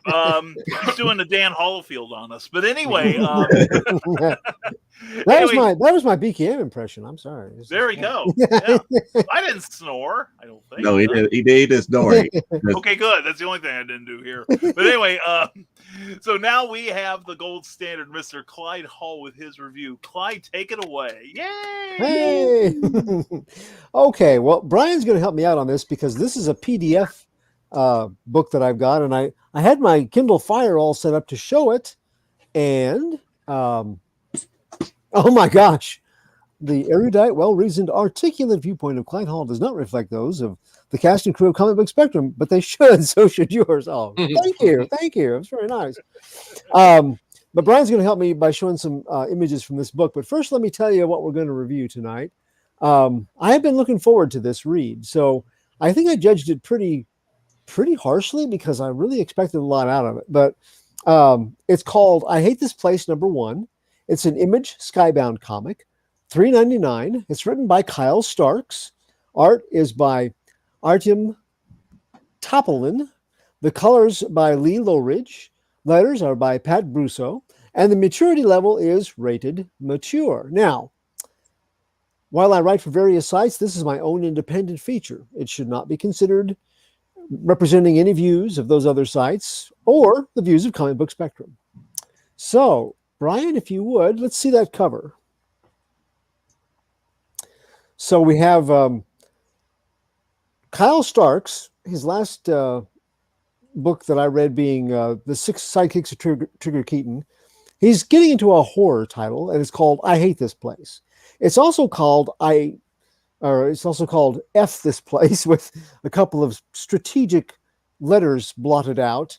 But when you look it up, it's always in text. It's always I Hate This Place. So this is the cover. These are our two protagonists, and this is the infamous horned man that haunts the woodlands apparently around their home. So a sample of the early artwork on the first image. Brian? Sorry, we were checking the weather. Oh, sorry. Okay. That's all right. We got in the dead of night, we've got gunfire. We got some very good sound effects fonts there, Eric. I like the way that whips around, almost like the fishtailing car. It's like following its movement. I was impressed with several of the sound effects fonts and sound effects, not just the fonts, but also their placement and how they were delivered in a, I thought, appropriately horrific kind of style. And very different from what I've seen Lowridge do before. So, or oh, I'm sorry, not Low Ridge, but Brusso do before. So kudos to him for changing it up for a horror title. Okay, so the second page. Okay, so here's kind of the way as things begin to get creepy. This is very indicative of the page layout. It's still a very realistic style, but we also get these creatures that are not quite alive and yet very animated on the other side of the window, looking in at these people in their home. So, and now the final page, the piece de resistance of, oh yeah, and there's UFOs too. There's lights in the sky. You see some saucer craft up there, and of course the bewildered people down below going, yeah. Not only are we not in Kansas, but we aren't in Kansas anymore. So that's a look at the artistic stylings, which I found very appropriate for this read. Thanks, Brian. You're welcome. Glad to. And going on from there, we start off in this issue alongside a dark stretch of wooded country road. 3 criminals are meeting up to divvy their ill-gotten gain. 2 meet early, and they hide the take, wary of the way their final accomplice relished turning very violent during the last part of the heist. So when Mr. Loose Cannon shows up, well, he proves their concerns valid because he's just going to take it all. Not amused that they've taken steps to hide the loot, he figures out who was smart enough to hide it, kills the other one, and then begins pressuring the survivor to spill, until the woods surrounding them come alive and kill the brainy one. Loose Cannon runs for his life, empties his guns, but his money is still hidden somewhere within the confines of a very dangerous haunted forest. Kyle Starks knows how to start a story. In his last series, that Image Skybound 6 Sidekicks of Trigger Keaton I mentioned, he proved that he also knew how to end one well, although I will admit that the returns were not unanimous about his landing there. I found the entire Trigger Keaton story to be clever and enjoyable for an action comedy. It's why I've been looking forward to this horror title. As in Trigger Keaton, Starks wastes no time building his characters, and issue 1 presents a much smaller cast. He can kind of spend more time crafting them. And he does that with the protagonists reflecting the same care that he took with all of those sidekicks. Gabby Rutherford's great aunt Marilyn has died. And with her great niece as her only living relative, Gabby inherits Rutherford Ranch, a 500-acre cattle farm in the Western Hill Countries. Not that the 2 women were close, though, because Gabby only met her once when she was a very small child on a trip her mother took to Rutherford Ranch to see her relatives. Well, Gabby and Mom were promptly run off because it's not safe. And in some cases, that might mean that the house was a mess. Maybe Aunt Marilyn and her husband were hermits, or the witness protection program had put them under false identities. But in this book, the reasons run a little deeper. Levels of the abyss deeper. Actually, magma and bifurcated tails deeper. But unaware of the golden fiddle strings attached, Gabby is ready to trade a modest urban existence and career for the big sky country. She plans to evaluate and then liquidate said property and turn the proceeds into the setting, the ability to set her and her partner Trudy up in a sophisticated location more to their liking. Probably an urban place, but a nice part of an urban place. Well, they're refueling at a convenience store close to their new digs, and they encounter a trope-appropriate old hermit, or old-timer rather, running the store and the pumps, and he makes an ominous comment about UFOs and strange goings-ons at that old Rutherford place. It's a warning that they chalk up to the nearness of an Air Force base and the likely training and research that goes on there. The ranch itself is well cared for, the cattle are abundant, and Trudy even opines that they could just live there, away from the hustle and the bustle of city dwelling. Still, there are oddities. All the cabinets have locks on them. All the doors have deadbolts on both sides. And in the center of the house is a small soundproof room with large speakers, one lounge chair, a television, and walls full of VHS tapes. One of them is marked "Watch Me," but the couple don't notice that at first. The first night there, strange things are afoot. Starting with panicked livestock, the hits keep on coming with a shambling horde of deadites, saucer-shaped flying objects, and mysterious lights in the sky. Our protagonists take refuge in that weird video room, and they find the Watch Me tape, a recording that great Aunt Marilyn made before she passed, explaining the rules of the ranch, though answering very few questions about what this nexus of the paranormal is or how it came to be. In short, the rules are: you can't leave and stay away. Once you own the place, the ranch won't let you, and it'll send hitchhikers after you until you return. Beings from the ranch, they show up. They come out to play wherever you are in the world until you come back. Don't let the ghosts touch you. Never go into the woods. And if you see the horned man, run and keep running. By daybreak, however, everything is back to normal. And before Gabby and Trudy can settle on what they're going to do next, the hired hands who work the farm arrive, and just like that, the situation grows even more dire for a mic drop moment to hook us into issue number 2. So we have the good here. We have Starks flexing his writing muscles with horror, and you can feel him stretching past the action comedy titles he's mostly done and done well. He puts devils in his details, like those locks on both sides of the doors, the Watch Me tape. They may not be creepy, but they are odd, at least until you learn more as the narrative unfolds. Trudy and Gabby have great chemistry, and Starks has said that one of his greatest fears is something bad happening to his loved ones. Well, he's embodying that fear with a young couple, deeply in love and nicely complementing each other. Gabby is a determined, ambitious, and very open about her feelings kind of person. Trudy is like the adult daughter of Bert and Heather Gummer. She was raised by doomsday preppers, but she turned out fairly normal, aside from a healthy desire to be self-sufficient and to be equipped for most situations. And she also has a ready supply of guns and ammo, and like the Gummers of Tremors, she finds that might not be a bad thing when you're facing down graboids. Now, whether it's going to help Trudy and Gabby in this situation remains to be seen. The only thing that bothers me about Trudy is she has eyeglasses. When you have your character that's a really good shot and has weapons and is trained in them with eyeglasses, that normally means that they're going to be blinded.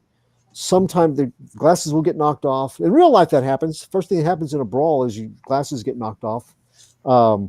So that just bodes ill for me that she has that. But our protagonists escape many of the horror movie eye rolls from their audience by doing what we would do, and not what the usual unwise red shirt options that are chosen by the slow and soon to be dead in those films. After a harrowing night of paranormal interaction, Trudy's packing up. She is out of there. She is ready to liquidate and handle all the property affairs from somewhere far away. Gabby convinces her that they can tough it out by staying long enough to get those things done practically rather than virtually.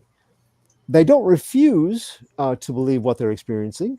Like in some movies, it's like, look, it's supernatural or paranormal, or it's not right. People keep ignoring it and making excuses for it. Well, they accept it pretty much.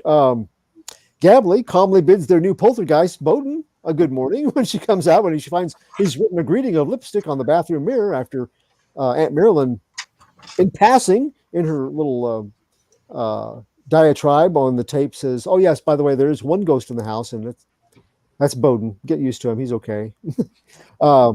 Trudy may not be able to stand up to the threats they face, but it's not going to be because, like a lot of those characters in movies, she went after a Jason or a Michael or a Horn Man without some firepower and some defensive and offensive capabilities on her side.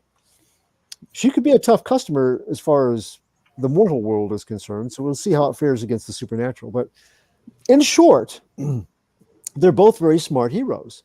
Their wisdom may be lacking, but they're young and they're in love, which can lead to some things foolish as they are wonderful. So I think that they are a lot of the things I was thinking that they should do, they did. I always liked that in a horror movie, and I liked it in this story. Starks enjoys his pop culture, and he's used it with razor wit in Trigger Keaton.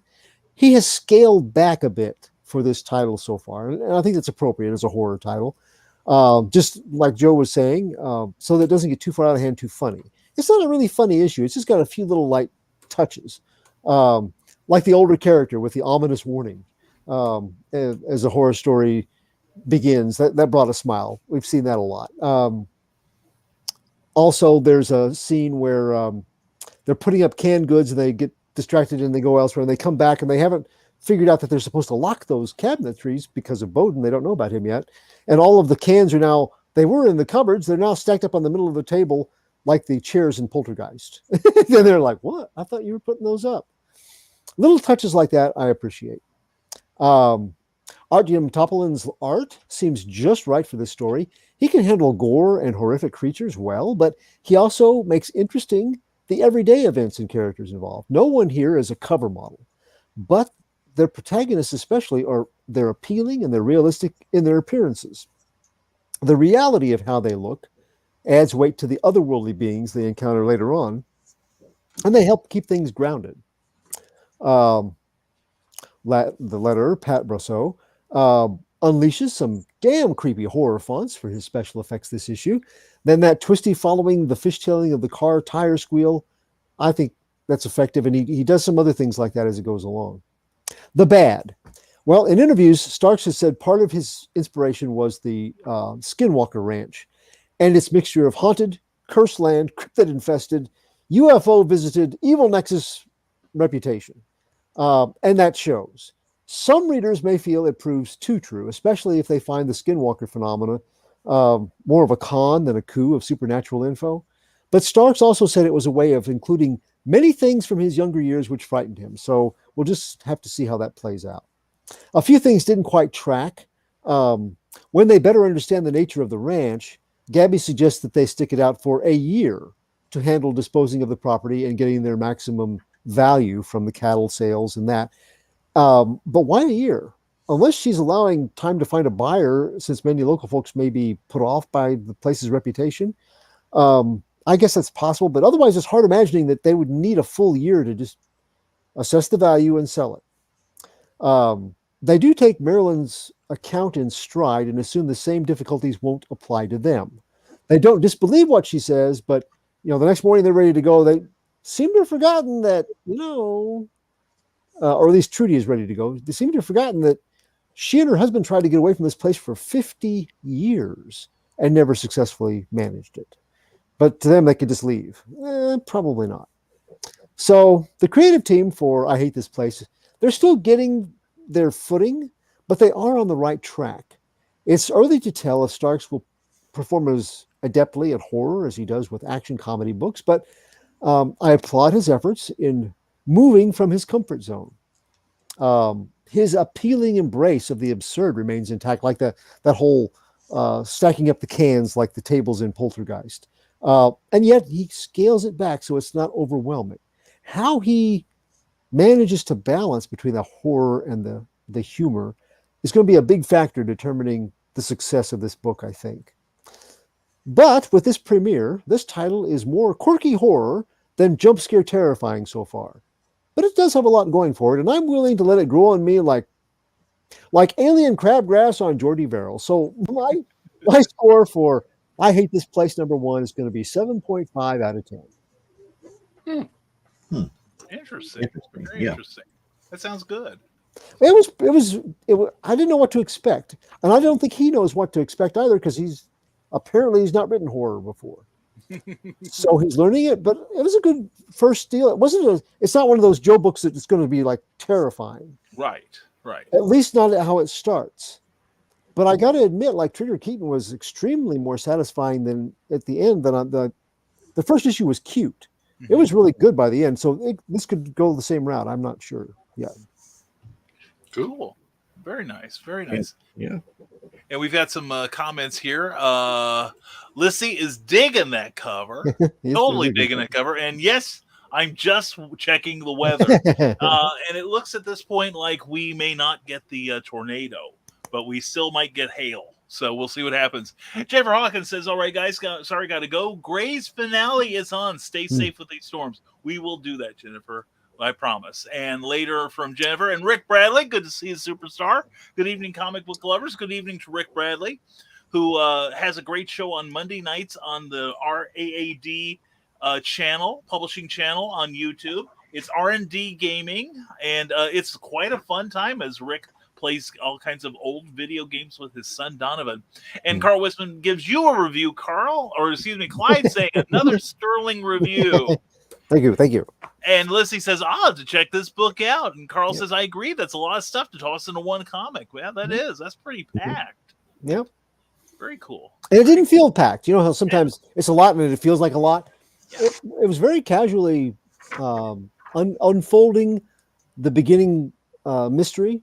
And it didn't feel like it was trying to push too much in. It didn't feel like it was stretching, trying to, like we complained about. Yeah. So there were no completely black covers for any reason at all. All right. Black McFarlane's doing that on all of his comics this month. Yeah. Oh, good. I got 3 more to buy. You poor and you man. gotta find your colored pencils, man. You gotta. Yeah, I know. What's the theme tonight on your drawing show, Eric? Tonight it is hybrids, the Killing Fields. Luke Stone will be on there tonight. It sounds like our buddy Luke Stone. Yep. Very cool. Very cool. I may have to come by and heckle if I'm still awake then. Yeah, we know you won't. Almost like his IP. Yeah, I know. But no IP. No, I'm not going there. Anyway, Clyde, you said you had something you wanted to discuss? I did, and I sent this down the message board earlier about apparently, Winnie the Pooh went into public domain. Yes. At the January of this year. Yes. And immediately we've got the proposed horror. I guess they're making this Winnie the Pooh Blood and Honey horror movie. They beat us to it. Yeah. Damn it. So somebody posted this on Twitter, and I thought it was a really good question. It's like, given that, if you guys had the opportunity to select a movie, a horror movie, to be made off of a public domain character, recent or in the past or whatever, and one that hasn't been done before, like, Frankenstein and Dracula, they're public domain, but that's been done a lot. Who would it be? Or if you're going to pick somebody that's been done, how would you do it differently? I would pick public domain character. Public domain character. I would pick, and it has been done a couple times, but I never thought it was done very well. In one of the Sherlock Holmes books, he mentions some of his cases, and one of them was called The Giant Rat of Sumatra. And it was a tale so horrific it could never be told. I want to make it horrific. I want to get H.P. Lovecraft in there. I want to, and all the I read a couple versions back in the 70s and 80s, and it was usually along the lines of the Talons of Wang Chiang on Doctor Who with the giant rat in the sewers. But I want to go beyond that. I want to get something pervasive, something that is influencing everyone that is in the vicinity, type of horror. And I think a little bit of H.P. Lovecraft would go a long way in this in that equation there. And Donna Carleen says, The Giant Rat of Sumatra. I have that book. Yeah, and it could have been better, right? It came out right after the 7% Solution by Nicholas Meyer. So, and that kind of opened the floodgate for Holmes pastiches for a few years.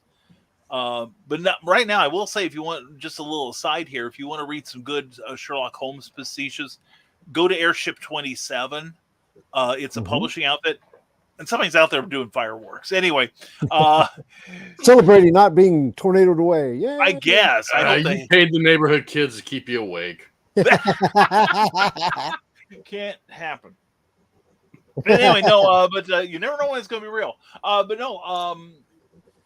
there were like a whole bunch of pastiches out around that time, and this was one of them. And like I said, some were terrific, like the 7% solution, and then there's everyone else, like the Giant Rat of Sumatra. Mhm. But yeah. And Rick Bradley goes, the Giant Rat of Kama Sutra. That's the other book I'll be writing for my students. Although you could make a horror movie from that. That would be okay. Only Rick. And I'm thinking tentacles. But anyway, they're not just for breakfast anymore. So anyway, that's my answer, long-winded as it was. Okay. Joe or Eric, got any ideas? I mean, Eric, this is sort of your bailiwick. You're But, even though Zombie World of Oz, I market it as horror. It's not really horror. I mean, 5 is going to really go into real horror. Yeah. But obviously, I'm taking Tom Sawyer and moving into a horror as well, and I wouldn't mind doing that with Alice from Wonderland as well. Moving that into there. Peter Pan would be cool. A horror Peter Pan story. Yeah. With him, just going around kidnapping kids and bringing them to Neverland. I'll teach you to age. Yeah. And the Lost Boys, Captain Hook is a freedom fighter. Yeah. But there you go. Yeah. And also, let's face it, the Lost Boys, they're just one step away from Lord of the Flies. So it would not be hard to just nudge them right over. Public domain on Peter Pan's kind of iffy, though. Depending where you're at. I mean, in England, it is not at all. Right. No, I think they released it a couple of years ago. Did they? Last I read, it wasn't. Because the hospital actually still owns it. Yeah. Right. Yeah, that he bequeathed it to the hospital, the special hospital, and the British government have been extending the copyright because all the funds go into that hospital. But I thought they were at least talking a couple of years ago about ending that because it was just so far beyond the Berne Convention, which is the international standard by which most countries deal with copyrights, and which ours is modeled on. The current model for us was modeled on. In fact, there is a real quick aside. I think I shared it in our view. There is somebody involved or wants to poke his nose into the problems with Disney in Florida and their domain and who's in charge of what. He is putting together a bill for Congress, which frankly doesn't have much legs, but going back to the old system of 56 years. I don't think we're going to see that happen because there's all kinds of legal ramifications. Unfortunately, though, it's brought it up where you haven't heard Disney talk about it recently at all, and they need to because Steamboat Willie is coming up very soon. Well, they have protected themselves in one way because they put out a toy, or not a toy, but a statue a couple of years ago.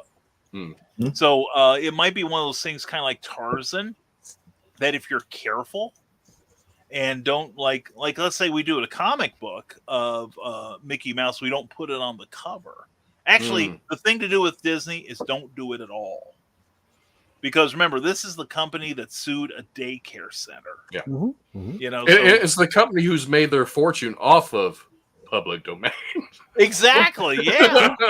Yeah. And then everybody thinks that is the version. Yeah. I mean, especially kids. I mean, growing up, a lot of kids don't even know that until they reach teenagers. What? I thought that was Disney. Oh no, that was written 300 years ago. Yeah. Brothers Grimm. They weren't called that for no reason. I would be extremely worried about doing anything Winnie the Pooh because I mean it's only that it's the images from that first book. I mean, and that Pooh we saw looked like a demented Disney Pooh. It did. Yeah, it did. They're going to shut them down. They're going to shut them down hard. Not the original A.A. Mills Winnie the Pooh. Right. The original A.A. Mills Winnie the Pooh looked more like a real bear than anything else. True. And you couldn't use Piglet, I believe it is, because he was. I think Eeyore. Eeyore and Tigger, maybe. I don't think Tigger was part of the original books. I thought about that. I wondered if you'd have to go through and parse what was just like Eric's talked about Yeah, I've had to with do that, with the movie versus in the original books. I don't think Eeyore was. Mm-hmm. Yeah. I think about half of the regular cast were created for the films. Mm-hmm. But again, messing with the mouse is not highly recommended. Mm-hmm. So if you think you're going to put out your Mickey Mouse meets Winnie the Pooh book, it's been nice knowing you. Yeah, they are kind of it would be ironic to say that Disney is not known for their litigious outlook on things. So that's true. They don't want to share the wealth. No. So Joe, any ideas? I'm not certain if this is public domain or not. Okay. Jonathan Swift, Gulliver's Travels. Yes. I'm gonna make that into a horror film. That would be a good choice. A super choice, yeah. And it is in public domain. About all the worlds that he traveled. Right. Yeah. And medieval kaiju. Except he's the kaiju. Yeah, exactly. No, it could make it a psychosis. It's like when he's in Lilliput, it's more along the lines. It's like he's seeing himself magnified. When he's in Bernographer, he's diminishing himself. For every land that he went to, it's like it can get into like that whole psychological, or you could do the whole physical. It's like he gets swept up into this one dimension, and for him to escape, he has to go through each one of these lands to escape. Mm-hmm. Mm-hmm. I like that. Yeah, I do too. That's a good idea, Joe. That's super, Joe. So write it. Yeah. And we can sit there and go, when's issue number 1 coming out, Joe? When's issue number 1 coming out, Joe? I don't know if I have the chops for horror. Just like, well, I can't say what project it was. It's like I did my first fantasy story, and it's going to get published soon by somebody else. But I was hired to do that. But like I said, I don't really write fantasy, but I did what I could. Right. Horror does not really appeal to me because I don't really think on those terms of thinking what would be scary, what would be, You need a good clown horror. Yeah. Wait, a good clown cancel. horror? You need cancel. Yeah, I can see Eric. I can see like the usual thing of with Gulliver being tied down, and all these Lilliputians with rollers painting his face white, and 3 or 4 of them like putting a giant red nose on him. Work with me. No, I'm just up here. It's like thinking about Bozo is getting close too. The original Bozo the Clown. The original Bozo the Clown. That's possible. Yeah. It's as long as you don't look like any of the trademarked versions, Mm-hmm. Yeah. Although it's kind of standard makeup now, but that's a good choice too. Mm-hmm. So no, but even like a good clown horror film is like, why don't you use Bozo? That's true. And Lissy says, I'd like to see a more true to the source Phantom of the Opera, but not sure if that's public domain. Yes, it is. Yep. Mm-hmm. In fact, just about everything from, I believe it's that was created in 1926 and earlier in America is in public domain. So, which means that it is fair game, although you do have to take trademarks into account here too. Right. Which are eternal as long as you defend them. And a zombie clown army. There we go. There we go. Wait, didn't we have one of those running around the country for a while there? Was it the Juggalos? The insane clown posse groupies? Just saying. I don't know. It could be. Except now they're real. No, that's a good idea, Donna. Get busy on that. Start writing that. So anyway. And the rain has arrived. Aha. But not the hail. No, it's still sunny out here. It is chilly, though. I mean, it's probably in the lower 60s. Yeah. Well, about 20 minutes, they downgraded. They had on the National Weather Service, they had this little rectangle, this little parallelogram that was moving towards Lafayette. And about 20 miles south of here, about 20 minutes ago, it turned yellow. So means we're going to get a crap ton of rain. But we're not going to get in fact, it's just hit us. And there may be some spots that get heavy, but we are not going to get the tornadoes here, which doesn't break me up at all. But anyway, Thank you all for your prayers and your concern, each and every one of you. So it looks like we'll be able to finish the broadcast. So Yay! I'm trying to think of other Yeah. books that I would not mind seeing. One that went into public domain last year that I thought they've already written enough satire about it that you could just turn it a little darker and make it horror. Bambi: A Life in the Woods. You know, it's like ooh, yeah. Bambi hunts you. Poor Old Yeller. Yeah, He was dead. He A was. grown-up Bambi with the antlers. Turning to Cujo. Old Yeller turned to Cujo in that aspect, and they already did that. Just saying. Old Yeller, Yeller. Did you cry when Old Yeller killed everybody? What? That's not what I remember, Mom. Or here's one that I thought would be funny, although you would get canceled and you would get ostracized. But Notes on Democracy by H.L. Mencken.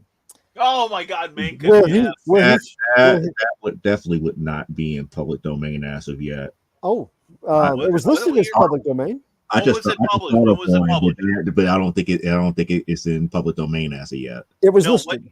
What year was it published? Oh, I don't know. I have no clue. But I was looking down at some lists to get some ideas, and it was one of those from a few years back, like 2 years ago. And I don't know if it's every version of it, but the original. But he had he had broken it down, the political arena, American politics. He was a satirist and he was a cultural critic, and he had broken down it into demagogues and demaslaves. I'm like, well, that's really, just use modern politics and make them demongogues, and some kind of like purgatory freedom fighters trying to get away from them, and you could just rip down both sides of the main political parties, all their lobbies, and everybody in the world would hate you. It would be bad. So you'd have to go live in France somewhere. I guess. What was the name of it again, Clyde? It's Notes on Democracy by H.L. Mencken. Notes on Democracy. I'm looking it up. I've got the Wikipedia. Notes on Democracy was published in 1926. Okay. It is in public domain. I was pretty sure it was listed as like in the last year or 2 years, maybe this year, maybe in 2022. What about A Brave New World? Brave New World. Just a second here. Notes on Democracy. The initial print run was only 235 copies. Yeah. Another edition was printed later in 1926. And a number of reprints of the book have continued to be issued, with editions released in 2008 and 2012. So that's A Brave New World? Mm-hmm. Okay, let me look it up. World. Okay. No, I don't want the Iron Maiden album. Anyway, okay, this is about the novel. It is not in public domain. It was written in 1931 and published in 1932. That would be another one that I probably would have attempted to give it more for horror genre about crossing over classes. Yeah. Well, it would not be because it's in 1926. It would not be in public domain in America, and overseas it would not be in public domain because Huxley died in 1963, which it's coming close. It's coming close. 63, 80, 40? So that's 60. Yeah, almost 60 years. 60 years. So so we've got another 20 to go, I think. So The Great Gatsby's in public domain, I do believe. Yes, it is. I think it just went in either this year or last. I think it was last year. Yeah. So there's a horror book for you. Why am I all of a sudden thinking about Dr. Seuss books? Write a horror pill based upon Hop on Pop. Thank you, Eric, for canceled. Hop on Pop. Hop on Pop. Don't stop. Let's see if he pops. Wait till he drops. You know, that Winnie the Pooh image Clyde shared with us did kind of look like a Dr. Seuss character, too. Yeah. Where the nose was kind of scrunched up. A Hoovian poo. Or even The Lorax will kill you for cutting down trees. or even better, as a Yes. horror film, Yes. the things that I saw on Mulberry Street. That Yeah. title by Yeah. itself is a perfect horror title. Yeah. Yes. Yes. Very true. Very good. Let's see. I'm gonna books released in 1926. Let's see what that comes up with here. Let's see. You could make it horrific sci-fi with a cross between the Twilight Zone episode and Dr. Seuss. That would be fun. That would be fun. Okay, here we go. American books. We'll spell American right, Brian. Okay. Books released. No K's in it. That's the Russian bot talking. I tell you one I would like to do. I just recently rediscovered him as it's a German series of German films, Dr. Mabuse. The book is in public domain, but not all the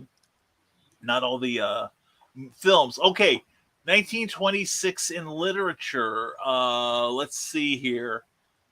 Let's see. Some of the amazing stories might be children's book Winnie the Pooh is published in London. A lot of Agatha Christie's is in public domain. Let's see. New books. Okay, here we go. See if there's anything I would recognize. The Moon Maid by Edgar Rice Burroughs. The Incredulity of Father Brown by G.K. Chesterton. Agatha Christie's The Murder of Roger Ackroyd. Let's see. Soldier's Pay by William Faulkner. Oh, Hugo Gernsback. This is a very short story. Ralph 124C for 1 plus. Ernest Hemingway. Metropolis goes into public domain next year. That's right. Ernest Hemingway's The Sun Also Rises, The Torrents of Spring, The Castle by Frank Kafka. D.H. Lawrence, The Plumed Serpent. There we go. And a Vladimir Nabokov novel called Mary. Let's see what else. Is there anything we would have heard of? The first Philo Vance mystery is in public domain. The Benson Murder Case by S.S. Van Dyne. Some Edgar Wallace stuff. The World of William Clissold by H.G. Wells. And Ruth Plumley Thompson's The Hungry Tiger of Oz. So, and it's the 6th written by her. And I'm looking at the other stuff, and I don't recognize a whole lot of it. So, anyway, that's we will have another report next Hungry year. Tiger appeared in the books long before that one. Right. Let's see. And what do we have to look forward to next year? Thank goodness. Time it right, Eric. Time it right. Next year will be The Outlaw of Torn by Edgar Rice Burroughs. Something About Eve by James Branch Cabell, which they've made into movies over and over and over. The Big Four by Agatha Christie. Miss Sophia's Diary by Dingling.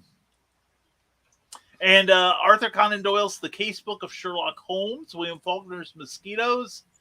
H. Rider Haggard's Alan and the Ice Gods. Ernest Hemingway's Men Without Women. Herman Hesse's Steppenwolf will be public domain. And let's see here. Anything else? Anything cool? I'm not seeing a whole lot. A couple that could get us really canceled. And P.G. Wodehouse, a couple of his books, Thornton Wilder, The Bridge of San Luis Rey, Virginia Woolf to the Lighthouse, and Smokey the Cowhorse will be in public domain next year. Looking forward to that. A.A. Milne's Now We Are Six, and Ruth Plumley Thompson's The Gnome King of Oz. And The 1924 Hamilton Dean Dracula play will go into public domain. And that's pretty much it. I think we've exhausted this topic here.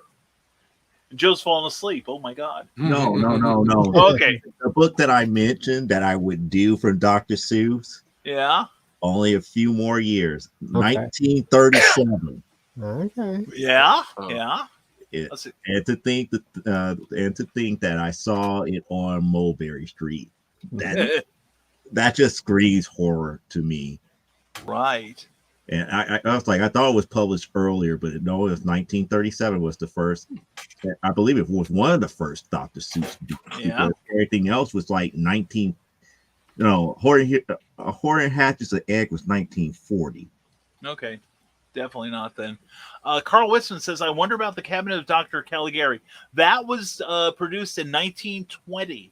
So it is already in the public domain. So have fun using it. And thank you very much, Carl. Thank you for standing by. I think we're in the home stretch, though. So, but yeah, the public domain fascinates me. I'm always looking for something cool in the public domain, mostly to spark something that I can maybe, get inspired by. So, and I will say that hopefully next year I will be writing something out of the public domain. I've already been contacted about it. So, so we'll see. We'll see.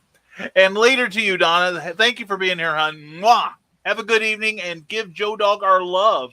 Joe Dog McKeel and friends are on Stupid O'Clock on YouTube and on Facebook. Please check them out. It is a great after-hours conversation, all geeky, all fun, and time to pester the Stupid O'Clock dude. Have a great evening and a safe one. Thank you, Carl. Again, thank you for being here, my friend. Appreciate your being my backup. Really, really makes me feel better knowing you're there. So did anybody have anything else to talk about? Nah, I saving my so-called rant for my show for Saturday. You do that. The thing I want to rant about is that I'm not certain if you heard this, but CGC just changed some guidelines as far as what they're putting on the actual slabs now. I heard they were going to, but I hadn't heard what it was. Well, they're going to remove certain defects from the label. Oh, so, really? Yeah. So they're not going to like list certain things, on the actual label because they're saying that some of the stuff is redundancy with it. Okay. And people are going cuckoo for Cocoa Puffs because of the simple fact that they claiming is like, if you don't have a membership, you won't be able to see greater notes. And I was like, I went out to the website and I was up here like, no, that's a bunch of, Bologna. right. Because I found the way that you could do it, but it makes me think that all these people who complain about it is like, it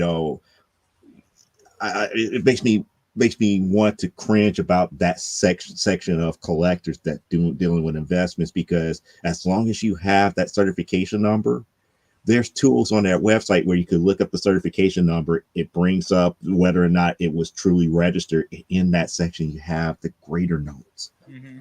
So when they said that you could look up the greater notes for free, they really are saying that you could look up the greater notes for free. As even if you didn't send it out to slab, you bought it from somebody else. I just did it with one of my slabs over here that I bought from somebody else. So. Well, I've registered. I have mine done through somebody else, and I've entered the data for mine. And you was able to see the greater notes from using that same tool, and it doesn't stop anybody from doing that. So I just don't get what some of these so-called YouTubers who call themselves into investors comics complain about. Oh, it's like, why does somebody have to pay $25? Like, it's part of the tools that they offer to you for free. Right. If you have that certification number, you're good. Yeah, that's true. Well, I think it's the usual.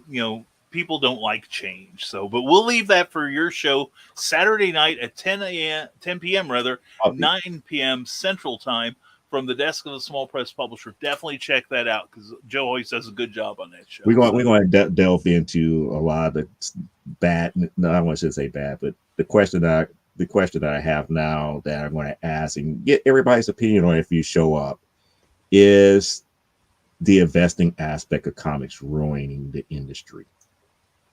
It's been ruining the industry for 50 years. That's my view of it. But, well, we'll tune in and find out. All right. So with that, and so Eric can get to his show on time for once, how about we go around the room and tell everybody where to find us? And Joe, we'll start with you. We'll go the opposite direction this time. All right. Yep, we could go ahead and do that here.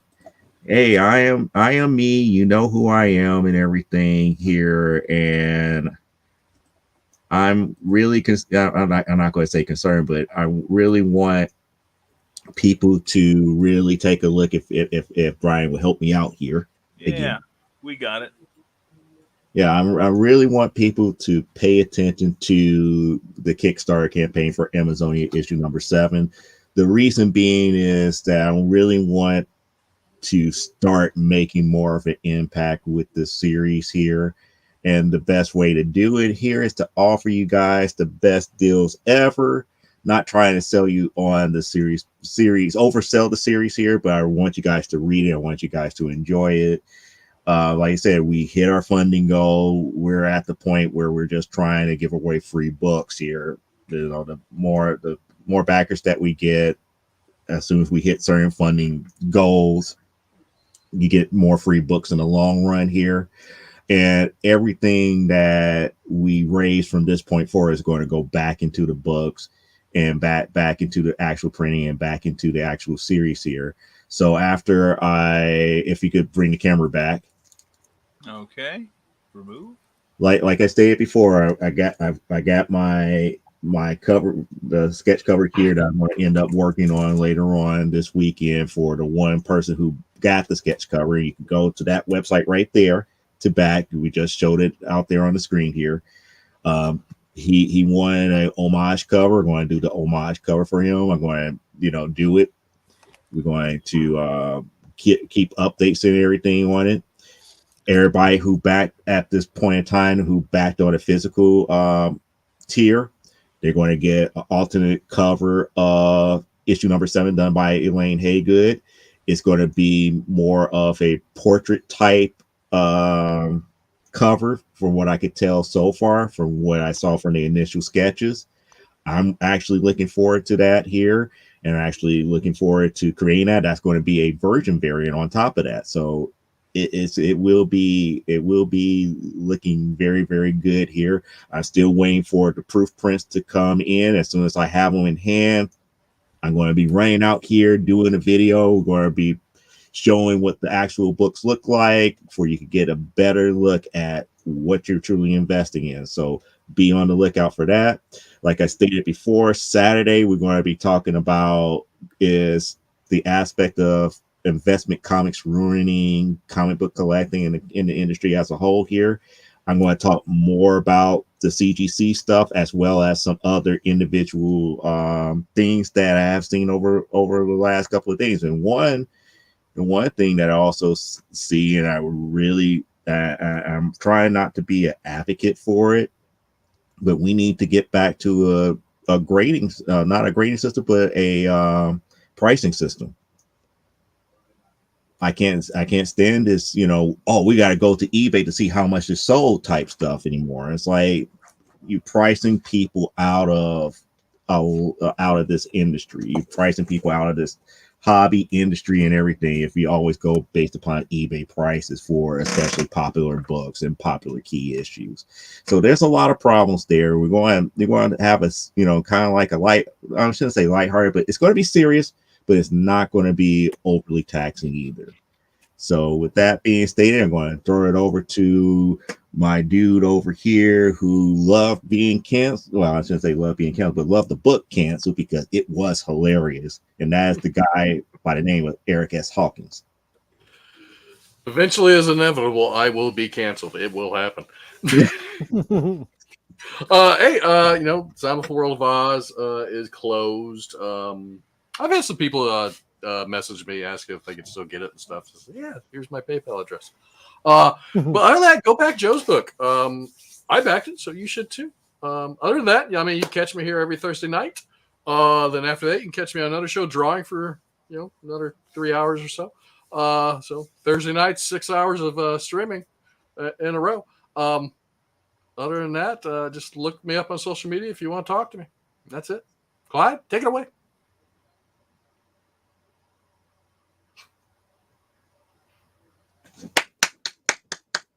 Bravo. Encore. Or is he really frozen?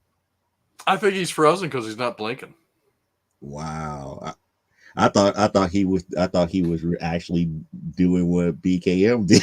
So through at first, I was like, oh, wait a minute. No, he's frozen. Yep.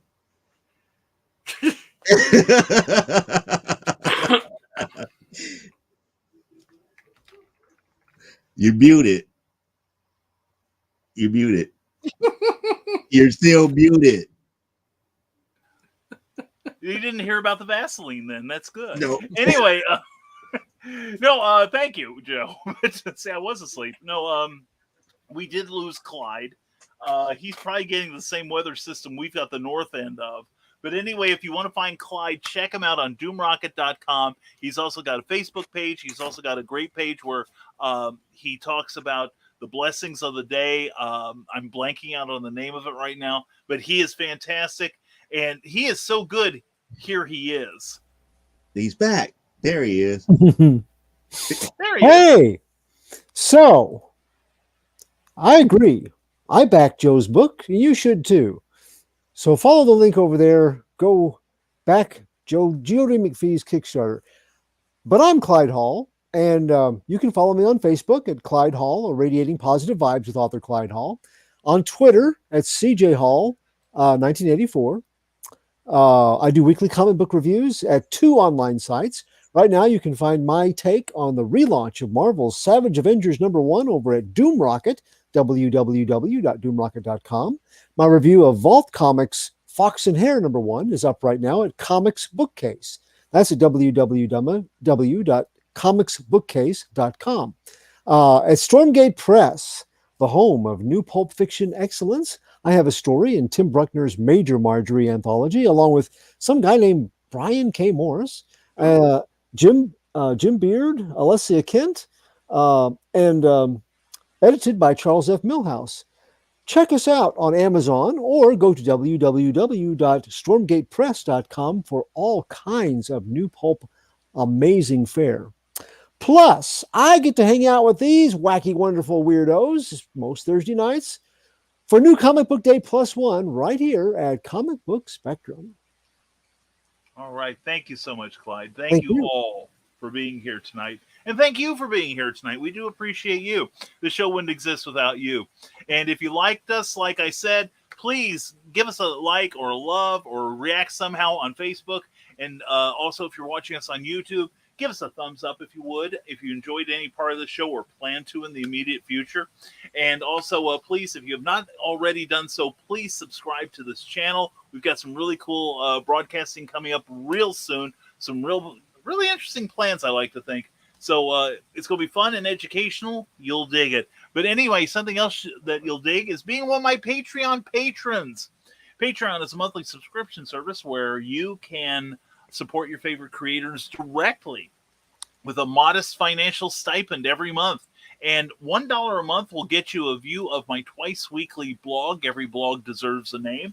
And for $5 or more every month, you'll get to read my first draft writings of my novels. And starting probably next month, we're in the middle of finishing the first chapter. We are going to start to serialize the first chapter of Volcana 2, the Prometheus cover-up. And that's going to start hopefully next month. But anyway, if you want to find out what we are offering you, go to www.patreon.com/Brian K. Morris. And if that wasn't enough, we want to extend our attitude of gratitude to our sponsors, Rising Tide Publications. Check them out on Amazon and Smashwords.com. And be sure to keep an eye out for the Terrors coming to you soon this summer. And also want to thank Plasma Fire Graphics, when the look of your book matters to you.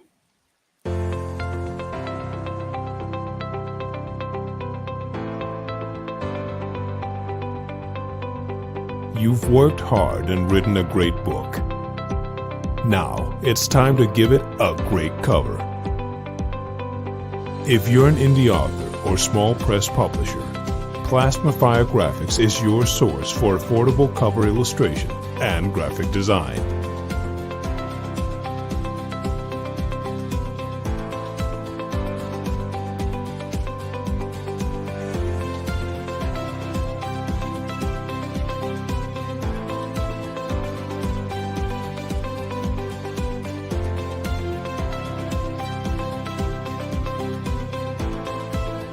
Plasma Fire Graphics, when the look of your book matters to you.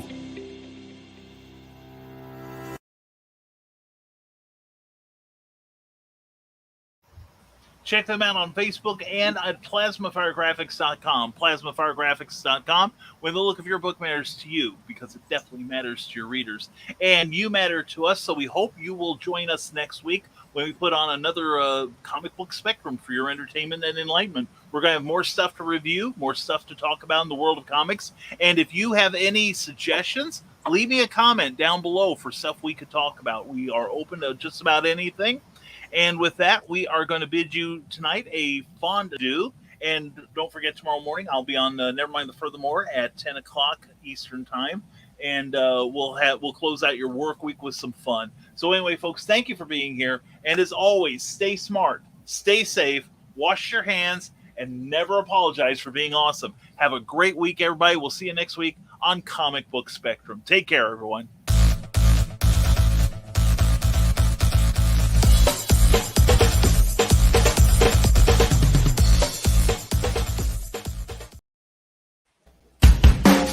Thank you for watching Comic Book Spectrum, a Rising Tide Broadcast Network production.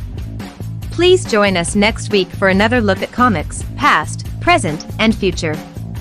If you enjoyed this, please give the show a like and be sure to subscribe and share it with your friends. To receive our free monthly newsletter, go to www.risingtide.pub and be sure to give the Rising Tide Broadcast Network page on Facebook a like in order to receive news about upcoming shows, including Clever Title Pending, Stupid O'Clock, Clever as Hail, Comics Chaos and Sass, Tidbits and Scribbles, the Historical Fencing Guild, and Nevermind the Furthermore. See you next week.